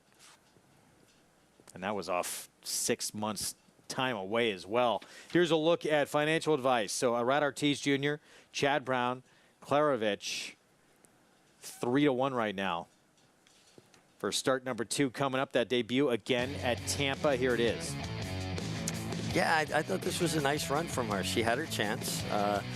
But, you know, again, I go back to this. I just think that a situation where, yeah, they would love to win here, but it's okay. We get a good run into her, something to build on. She doesn't win. We're going to go back to New York with a much bigger purse, with a fitter horse, a horse that has some experience. And I think she's going to be very formidable here. Down to 5-2 right now. Something came to mind when I was watching her warm up. She's jogging along the outside fence. You saw that there was some standing water from the water trucks. The water trucks will, after they water the racetrack, sometimes they'll kind of settle or park on the outside, and more of that water drips out and creates puddles. On a really hot day, now not today, but on a really hot day, I would take horses during the warm up on the dirt, and after I warmed them up, I'd go let them stand in the puddle because the dirt is so much cooler. And instead of being on that hot dirt and having them overheated the whole time, almost soothe their feet a little bit and let them cool off a little bit in that standing water before going back to the starting gate. Did you notice it pay dividends? I didn't notice, but again, I think that there are all these little things that you do that trying to gain some sort of an edge, because so many races are won by inches. Now, I don't know if it worked, but in my mind, I felt like I was helping my horses. So in that respect, I think it garnered me more confidence. Let's go to Acacia for more on financial advice. And Richie, you read my mind, something I was going to comment on the type of warm-up that Rad Ortiz did give financial advice. After giving her a lovely solo gallop, he brought her over to that outside rail, and then she kind of spooked a little bit at where the gap is and where some of that standing water is. It's a well-known fact as far as horses are concerned that puddles eat horses, but as you often talk about, they don't necessarily have the same kind of depth perception. But once he brought her back over and she realized what was going on, she settled nicely. I loved everything I saw from her, especially given the progression from the first start to the second. The number 2, La Mazel, I wanted to touch on her because she's another one I saw down at Tampa back at the end of March. And my notes that day said she's very fit, could strengthen up a little bit, longer the better. and we get to see her go the mile in an eighth. At 20-1, I know that she is coming off of a race where she was very far back. She was really antsy in the gate that day, too. And while she's sharp, Kendrick Carmouche gave her his patented warm-up as well. At 21-1, I thought she's one underneath who could potentially outrun her odds, Greg. Keisha, thank you. Here we go. 8-5 favorite, excuse me. Loading up their Highland Grace. See if Javier Castellano can get it done here for Barclay Tagg on a filly who has faced several who have come back to win. In terms of who she's faced, certainly looks like the toughest. You know, it's really funny. Javier Castellano won the Derby yesterday. Great ride. Gets beat on a couple favorites in New York. They'll be booing him. No question. It's what have you done for me? Not lately, right now. Derby's old news. Here's the 10 River Oaks for Mottwood Jr. Last to load in. It's the 8th from Belmont. Let's go upstairs. John Imbrial, the call. River Oaks now to complete the field. Now they're in the gate.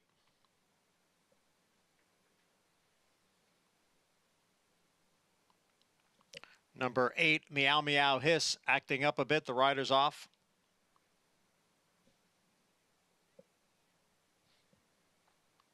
Eric Consell getting back on.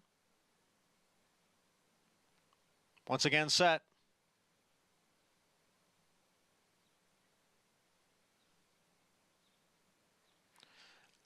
And they're off.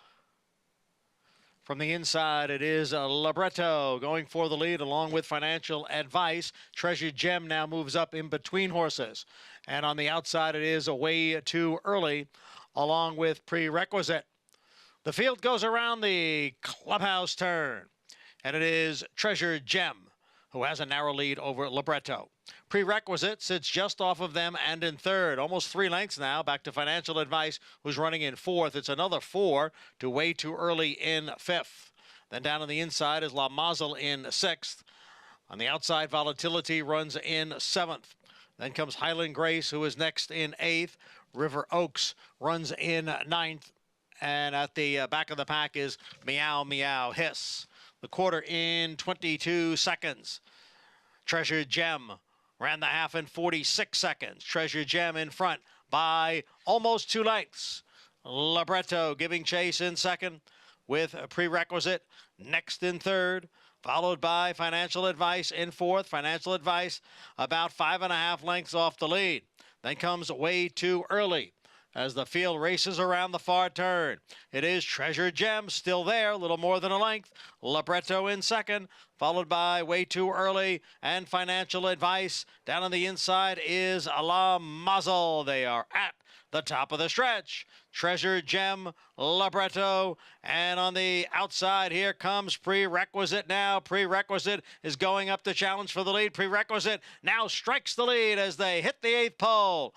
On the outside is Highland Grace, who has now gained ground and continuing to move up on Prerequisite. It's Prerequisite in front. Highland Grace giving chase in second. They come on for the finish. Prerequisite by a length. Highland Grace was second, Photo for third. Prerequisite, Chad Brown, Flavien Prat, first row partners with the victory here. Highland Grace gave chase, couldn't get there. No, and it's interesting. You know, Chad talked about some of his horses not handling the Gulfstream Park turf course. This appears to be another one of those. Flavien was asking Prerequisite around the far turn. It didn't look like she had a tremendous amount of run or he didn't have a lot of horse under him. And then she just kept finding. When she got to her right lead, she kind of kicked it in another gear. Javier Castellano circled up with Highland Grace, had a lot of momentum, passed everybody but Prerequisite, who stayed on resolute to the wire. Surprising that this filly from this barn with Flavien Prat, just start number 2, goes off at 5-1 after she took a lot of money too in that debut. But so much attention on Highland Grace. On Highland Grace and the other Chad Brown runner, Financial Advice wound up taking a lot of the late money as well, going off at 2-1. But again, you go back and watch this replay, you're going to see Flavien Prat is kind of keeping after Prerequisite from about the half-mile pole. And then she just kept finding maybe one of those true stayer types, one that just kind of keeps galloping. A good run from the favorite, Highland Grace. Had her opportunity, was a bit wide, but it didn't look like she was ever going to get to Prerequisite. 5-1 upset here in the 8th. 6, 7, 2, 5. How about that? 22-1, 30-1 underneath in third and fourth to complete the superfecta. Nice if you pulled that superfecta down, huh? Nice call. Acacia made a case for Lamazel at a big number for the Dutro barn and gets a piece of it here. We'll have these prices when we come back. Prerequisite. Chad Brown, first row partners, Flavien Prat taking the 8th. Feature and finale still to come after this.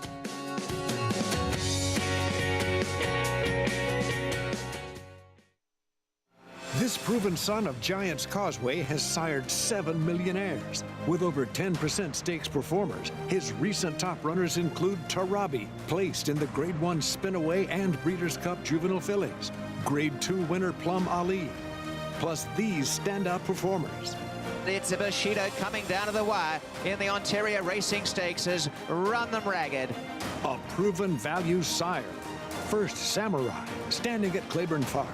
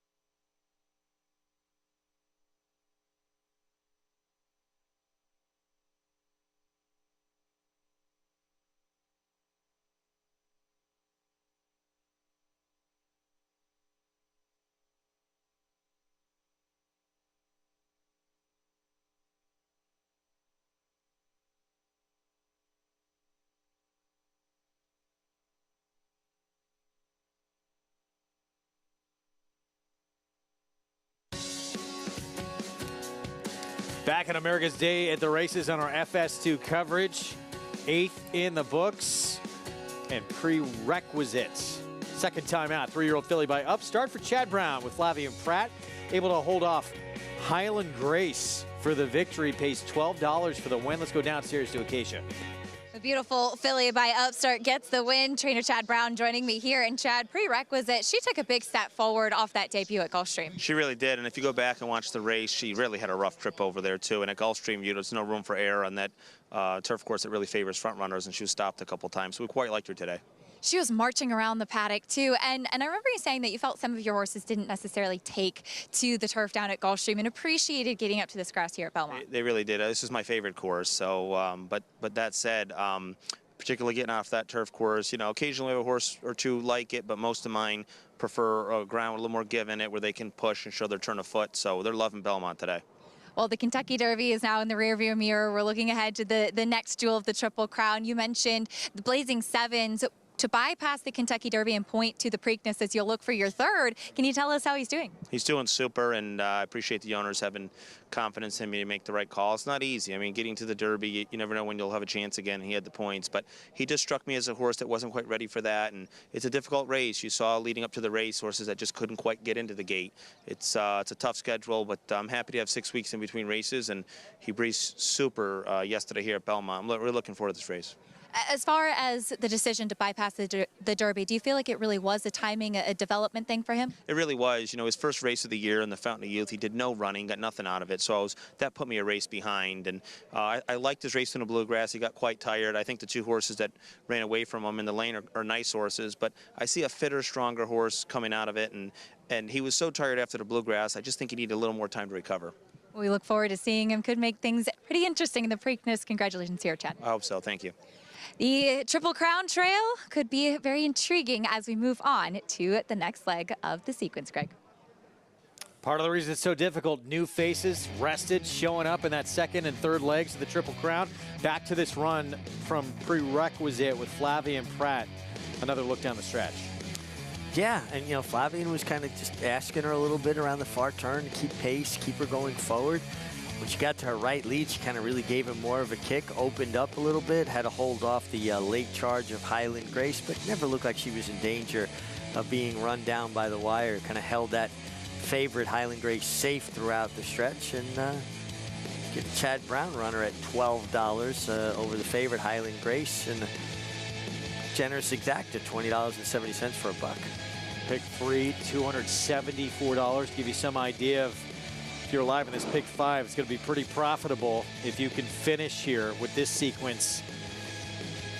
Royal Megan, the only favorite to this point. You got a $27 horse. Print Racket 5-1, another 5-1 here with Chad Brown. And we're going to close it out with, I thought, a pretty wide open race, but Star Divine taking a lot of money right now. 6 furlongs on the turf in the license fee for fillies and mares 4 and up. Yeah, listen, Star Divine shows up. She ran well at Keeneland. I think having that race under her belt certainly makes her a major player here. And but I agree. I think it's wide open. I'm a little bit curious, or intrigued, I should say, with the 3 Messidor at 13-1. I think way too big a price for filly that I believe is going to appreciate the turn back. To the favorite, by the way, right now, and it is the favorite in the pick 5 as well. It's a Star Divine. Pick 5, $5,265. And a lot better from there with everyone else, obviously. Yeah, listen, you might have a great time at the Yankee game, but you're not going to go home with more than you came with. And come to the races, you got that opportunity. Absolutely. It's why we love this sport. We're going to take a timeout. Not a Kentucky Derby for Brad Cox, but still an incredibly productive weekend for one of the top barns going. Caravel in the Unbridled Sydney. Heavenly Sunday. Zozos, Monterey. We'll look back on it next.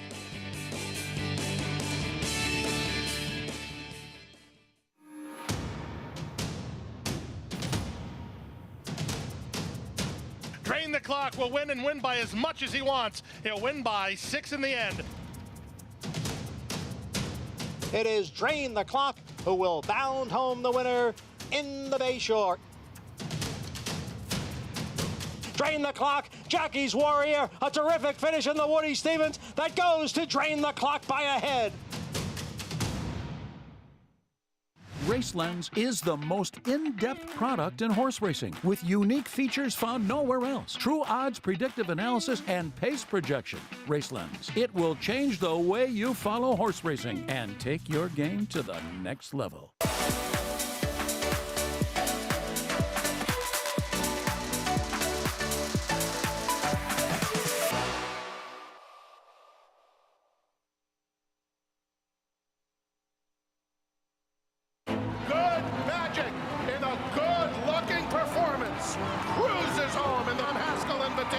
And it's a vintage performance by Vino Rosso in the Breeders' Cup Classic.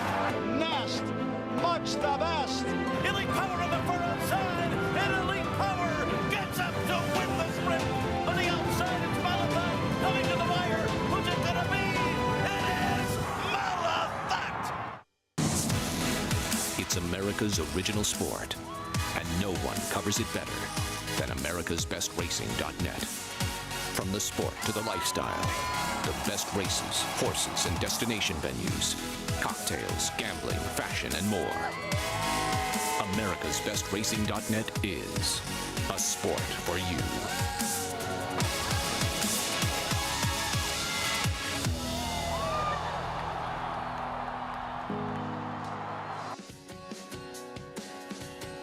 Back with you on America's Day of the Races on our FS2 coverage. We have the finale coming up on our Sunday card, opening weekend here at this Belmont Park Spring Summer Meeting, and it's a stakes race to close it out, and a good one at that. The license fee, 6 furlongs on the turf.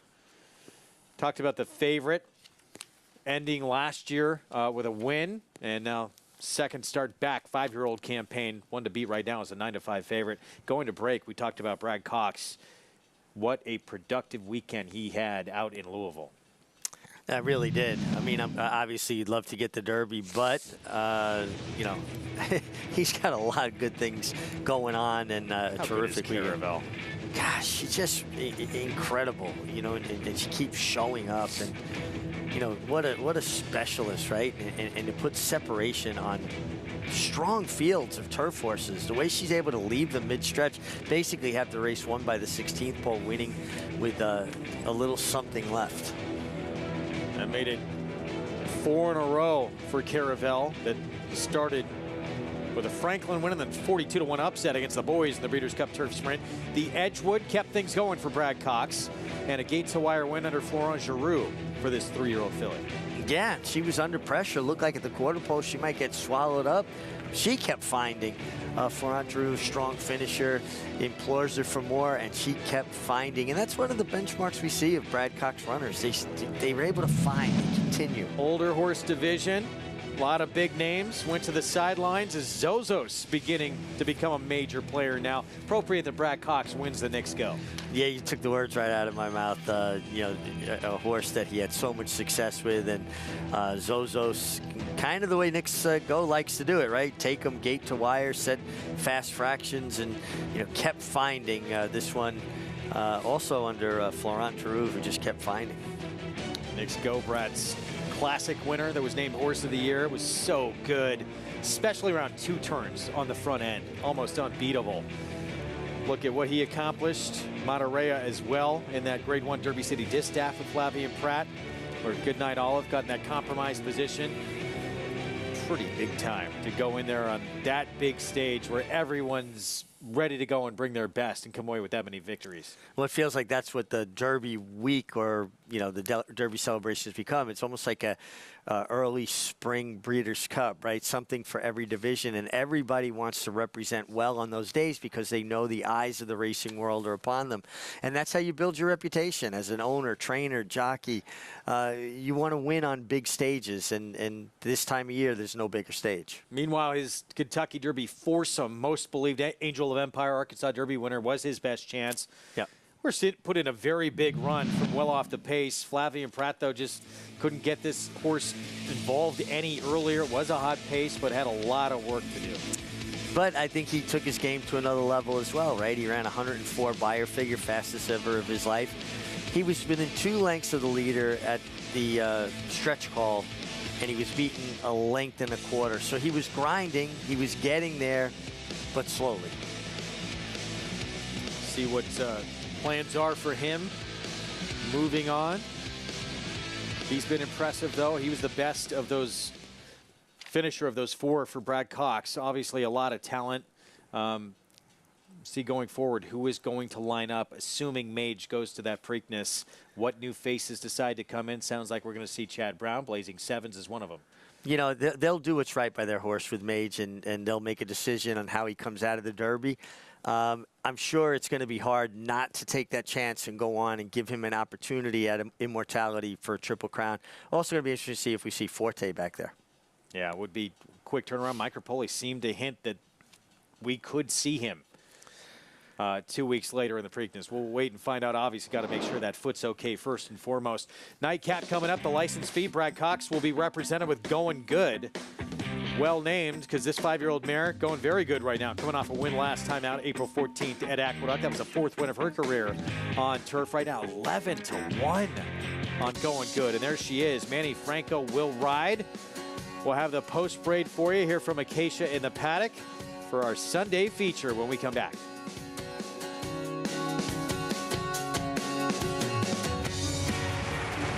Reach the starting gate. It's post time. Home front, the favorite comes forward.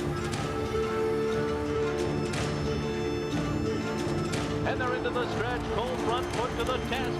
Mo Cash on the outside trying to go with him, but Cold Front kicks away. Cold Front 2.5. Cold Front does it again, wiring the field in the Amsterdam.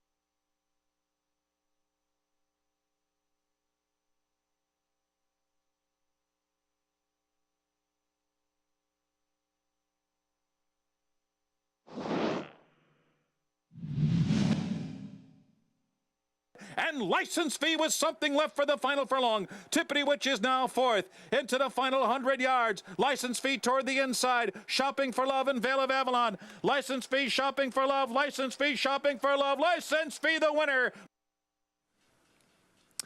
Pat Day, Elliott Walden, that would be the 16th win of her incredible career. And her final win, Grade 3 just a game, 132.3 for the mile. Whew, that's smoking, the sub 33 mile. Held off a good field or two, just kept finding. Pat Day, hands and heels to the wire, always getting a little more out of his horses without getting to the bottom or abusing them, right? He just give him that confidence, give him a breather. I mean, that was absolute vintage Pat Day. As a 6-year-old mare put up that time, too. Yeah, I mean, Elliott Walden, great training job, but Pat Day, again, Pat Day-ized him. A lot of big wins in cruise of both those two. Nightcap coming up in this year's edition of the License Fee, and there's the current favorite, Star Divine. Let's head downstairs to Acacia. And we'll start there, Greg, as both she and Manon do come out of the Giants Causeway at Keeneland. And Star Divine, I thought, did actually get a pretty good trip there. She was up close to the pace, maybe ran a little bit in place in the stretch to be third. But typically, as we look at the numbers, Jorge Abreu's horses off the layoff and on the turf usually need a start. So I would think that she could take a step forward in here today. I remember last year, she was a horse that maybe dropped a little bit of condition as the season did go on. She comes back here and she's incredibly fit. Super lean muscle. She's also wearing a Houghton bit, which I had never actually written down in the past as far as equipment that she did wear. And a stronger bit with the bar underneath to particularly provide a little bit more control for jockeys with horses that have the tendency to bear out. So we'll see if that does aid Irad Ortiz as she looks back to get back to the winner's circle. But out of that same race comes the number 4, Manon. And I thought at a bit of a price, and she's 8-1 now, she could be a little intriguing. The big issue with her is that she's had a lot of trouble recently getting out of the gate, and she broke a little bit slowly last time and then was completely shut off. In fact, actually even lost her hind end a little bit underneath her after the break and forcing her to be very far back. But she's done really well with Brendan Walsh. She has really filled out a lot. She's carrying great condition. While she's not the biggest, she looks super strong in here. Now the wild card of this race is the number 9, Ugiri, a graded stakes winner on dirt, trying the turf for the first time. Now, she does have pedigree for it. The dam was a 2-time turf winner. Shackelford, her sire, gets about 13% with turf sprinters. She's incredibly sharp in here, and while she is one that did run in the Kentucky Oaks last year, she really did seem to do well in cutting back in distance, I think especially given her early speed. She is on her toes. She's on the muscle here in the paddock, and while I've covered races with her in the past, this is my first time laying eyes on her. She is a lanky type of filly, so I can understand why they wanted to try a little bit longer. She has an okay turf hoof. She doesn't necessarily scream turf, but if she can bring that speed to the grass, she could be very interesting in this spot, Greg. Acacia, thank you. Yeah, kind of the X-factor runner in this group. Dam was a 2-time winner on the grass, including a stakes winner routing. We'll see if Ugiri can take to the grass. I loved her carousel earlier this year. That was such a huge performance, but then just went up against an absolute monster in Goodnight Olive last start. Yeah, it was a good performance, and she has run on wet tracks, and maybe that'll translate a bit to the turf. She does have a turf work, albeit a slow one, but trainers don't need to see horses go fast to get a handle on whether they like or handle a particular surface. And I don't know if this factors into it, but the first person I saw today when I walked into the track was Rudolph Brissett. You know, there's an old adage, the first person you see, bet on their horses that afternoon.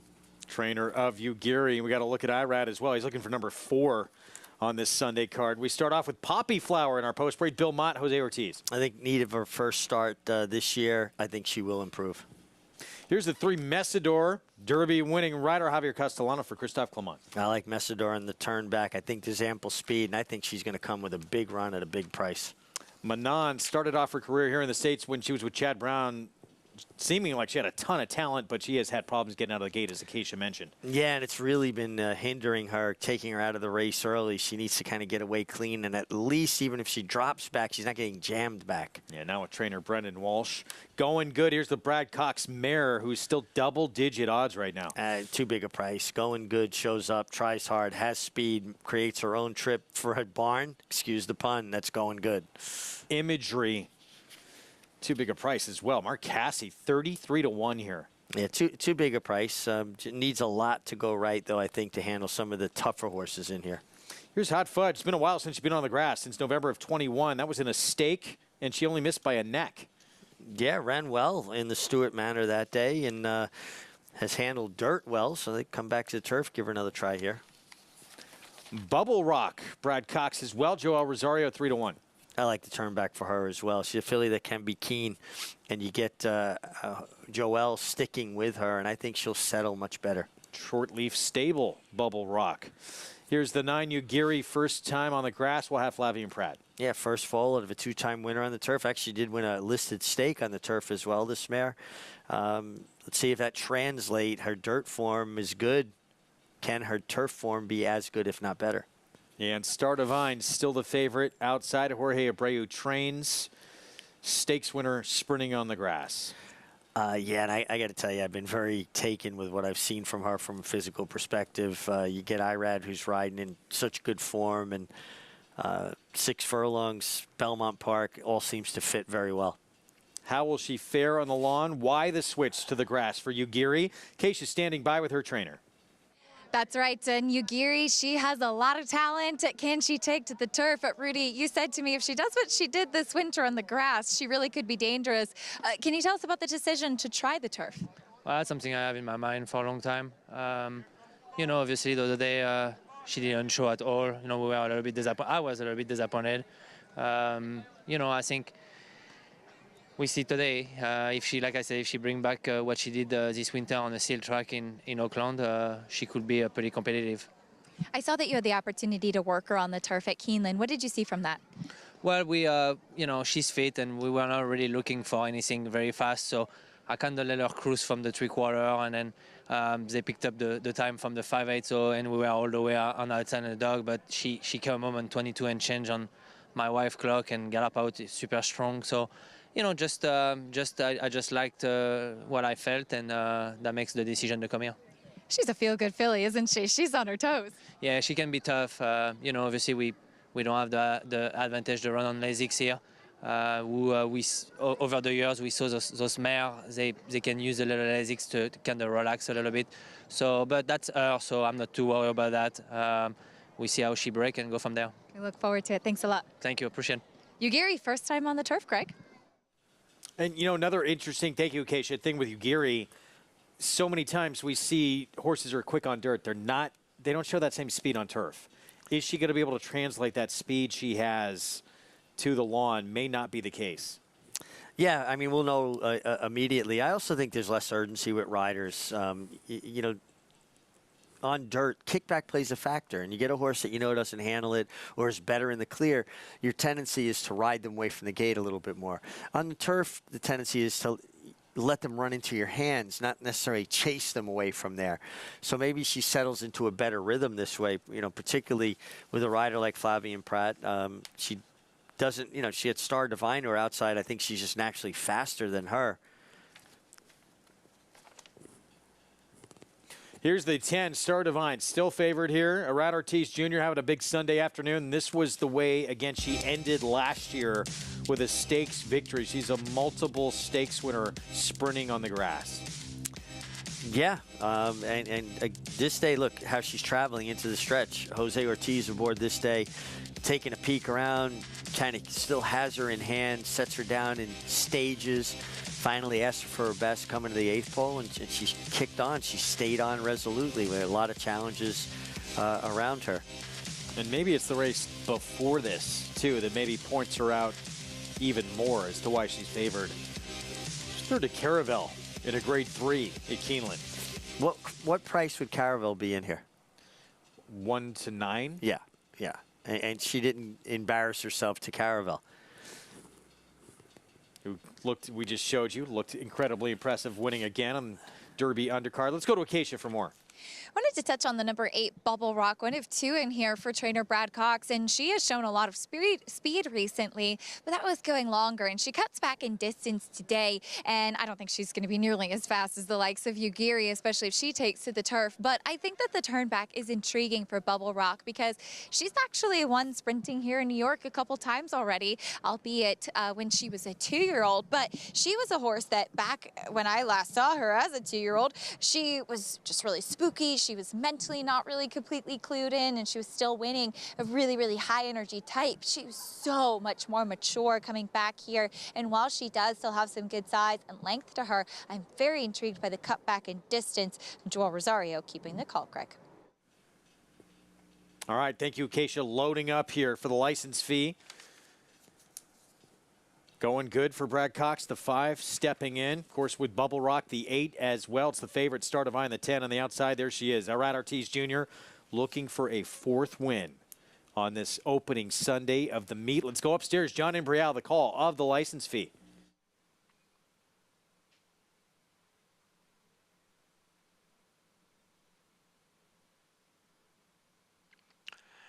And they're off in the license fee stakes. Going Good and Imagery out for the lead with Ugiri now moving up on the outside. And Hot Fudge is right there. It's Ugiri with the lead. Hot Fudge racing in second. Star Divine, the favorite, sits just off the front runners in third. Imagery down on the inside next and fourth. Going Good is in fifth, followed by Bubble Rock in sixth. Then Poppy Flower in seventh. Manon is next in eighth. And Messidor trails the field in ninth.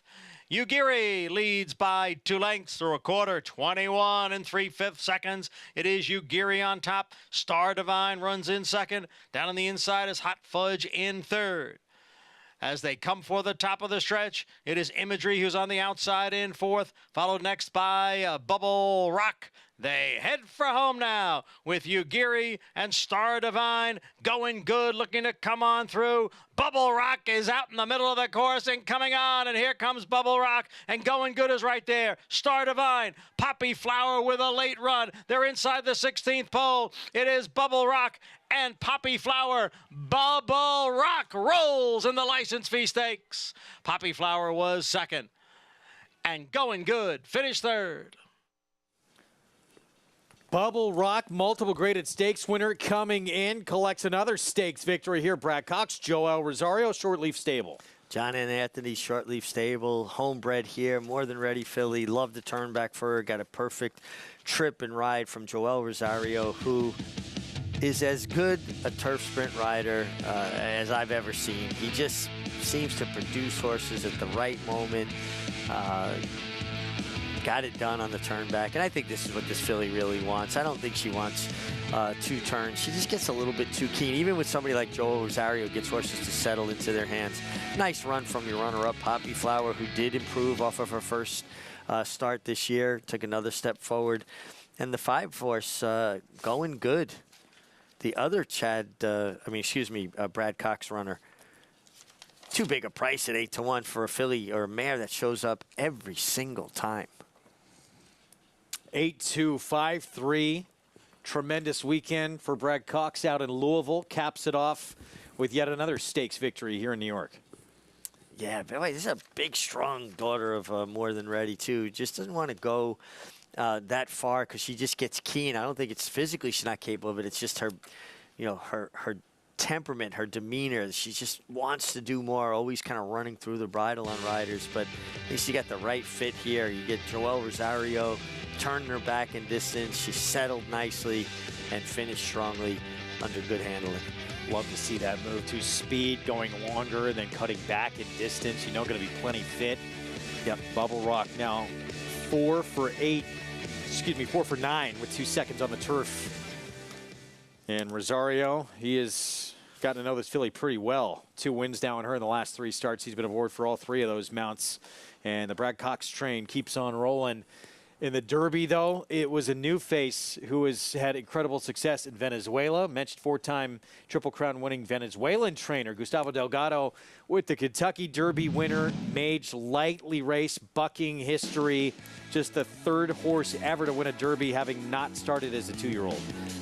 Just an obviously phenomenally talented horse.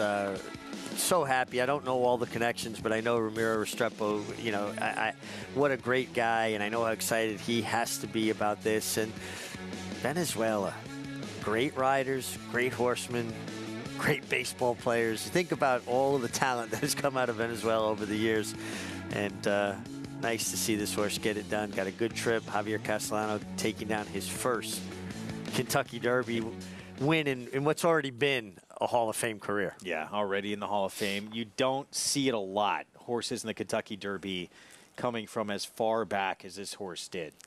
Got pace, you know, kind of didn't break particularly sharp, which is his wont to do, but settled nicely, saved all the ground with that adroit move to the rail by Javier, and then kind of picked his way through the field. And you could see his confidence growing as the race went on, that he had horse and had a chance to get there. He had a big win on the turf earlier, too, on a, 22-1 shot for Marcassi. Yep. Great weekend for Javier Castellano, and that one that has eluded him, one that everybody wants, the big one, a Derby for the Hall of Famer. Congratulations to Javier Castellano, and for being so kind to talk to us as well and pass that along to everyone on the show. Bubble Rock closing things out on this Sunday card in the license fee. Joel Rosario, Short Leaf Stable, More Than Ready filly with the 5th win of her career. Late pick 5, $7,592 return. Yeah, not a bad Sunday at the races. Love this game. Love that wager in the late pick 5. We're back next Thursday, twilight time. We'll see you beginning at 3 Eastern start time on our FS2 coverage. Hope you enjoyed the program. Thanks for spending part of your Sunday afternoon with us. We will see you next week. Market segmentation in the Beaugay. Part of a big Sunday afternoon for Outrider Ortiz Jr. and Bubble Rock in a license fee to close things out. Joel Rosario, Brad Cox, Short Leaf Stable. Hope you enjoyed it. What a performance from Mage to get that Kentucky Derby win, and hopefully it's on to Baltimore. The momentum continues for War Dancer as 26 Black closes to take the first turf race of the 2023 Aqueduct Meet. 26 Black in time! Now with over $5 million in progeny earnings, including Dancing Buck. Dancing Buck by a half-dozen lengths. Long Shot Surprise Boss. Surprise Boss is not going anywhere! Surprise Boss, look at this effort! New York's #1 turf sire begs the question, shouldn't you have a War Dancer? Visit WarDancerStud.com to book your mayor today. On a perfect day, there is no finer place in all of sports. Nerves, excitement, and anticipation. Than beautiful, truly stunning.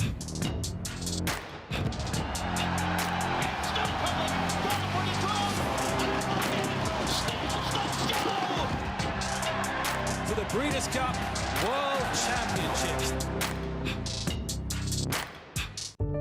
Whatever you use to predict future stallion success, breathe slowly and gaze at the desert's first great championship race. Curlin won it. So did Street Cry, Arrogate, and now, in a time even faster than Arrogate's, Mystic Guide. The cold hard fact is, after this, he was rated the best horse in the world. Mystic Guide. New to Darley. Racetrack Television Network brings you every race, from every track, on every screen, every day. With monthly packages starting as low as $5, RTN gives you great value and access to more live HD streaming and race replays than anyone. Visit RTN.tv today to sign up and watch on almost any device, including Roku and Amazon Fire. RTN has packages that start at $5 per month.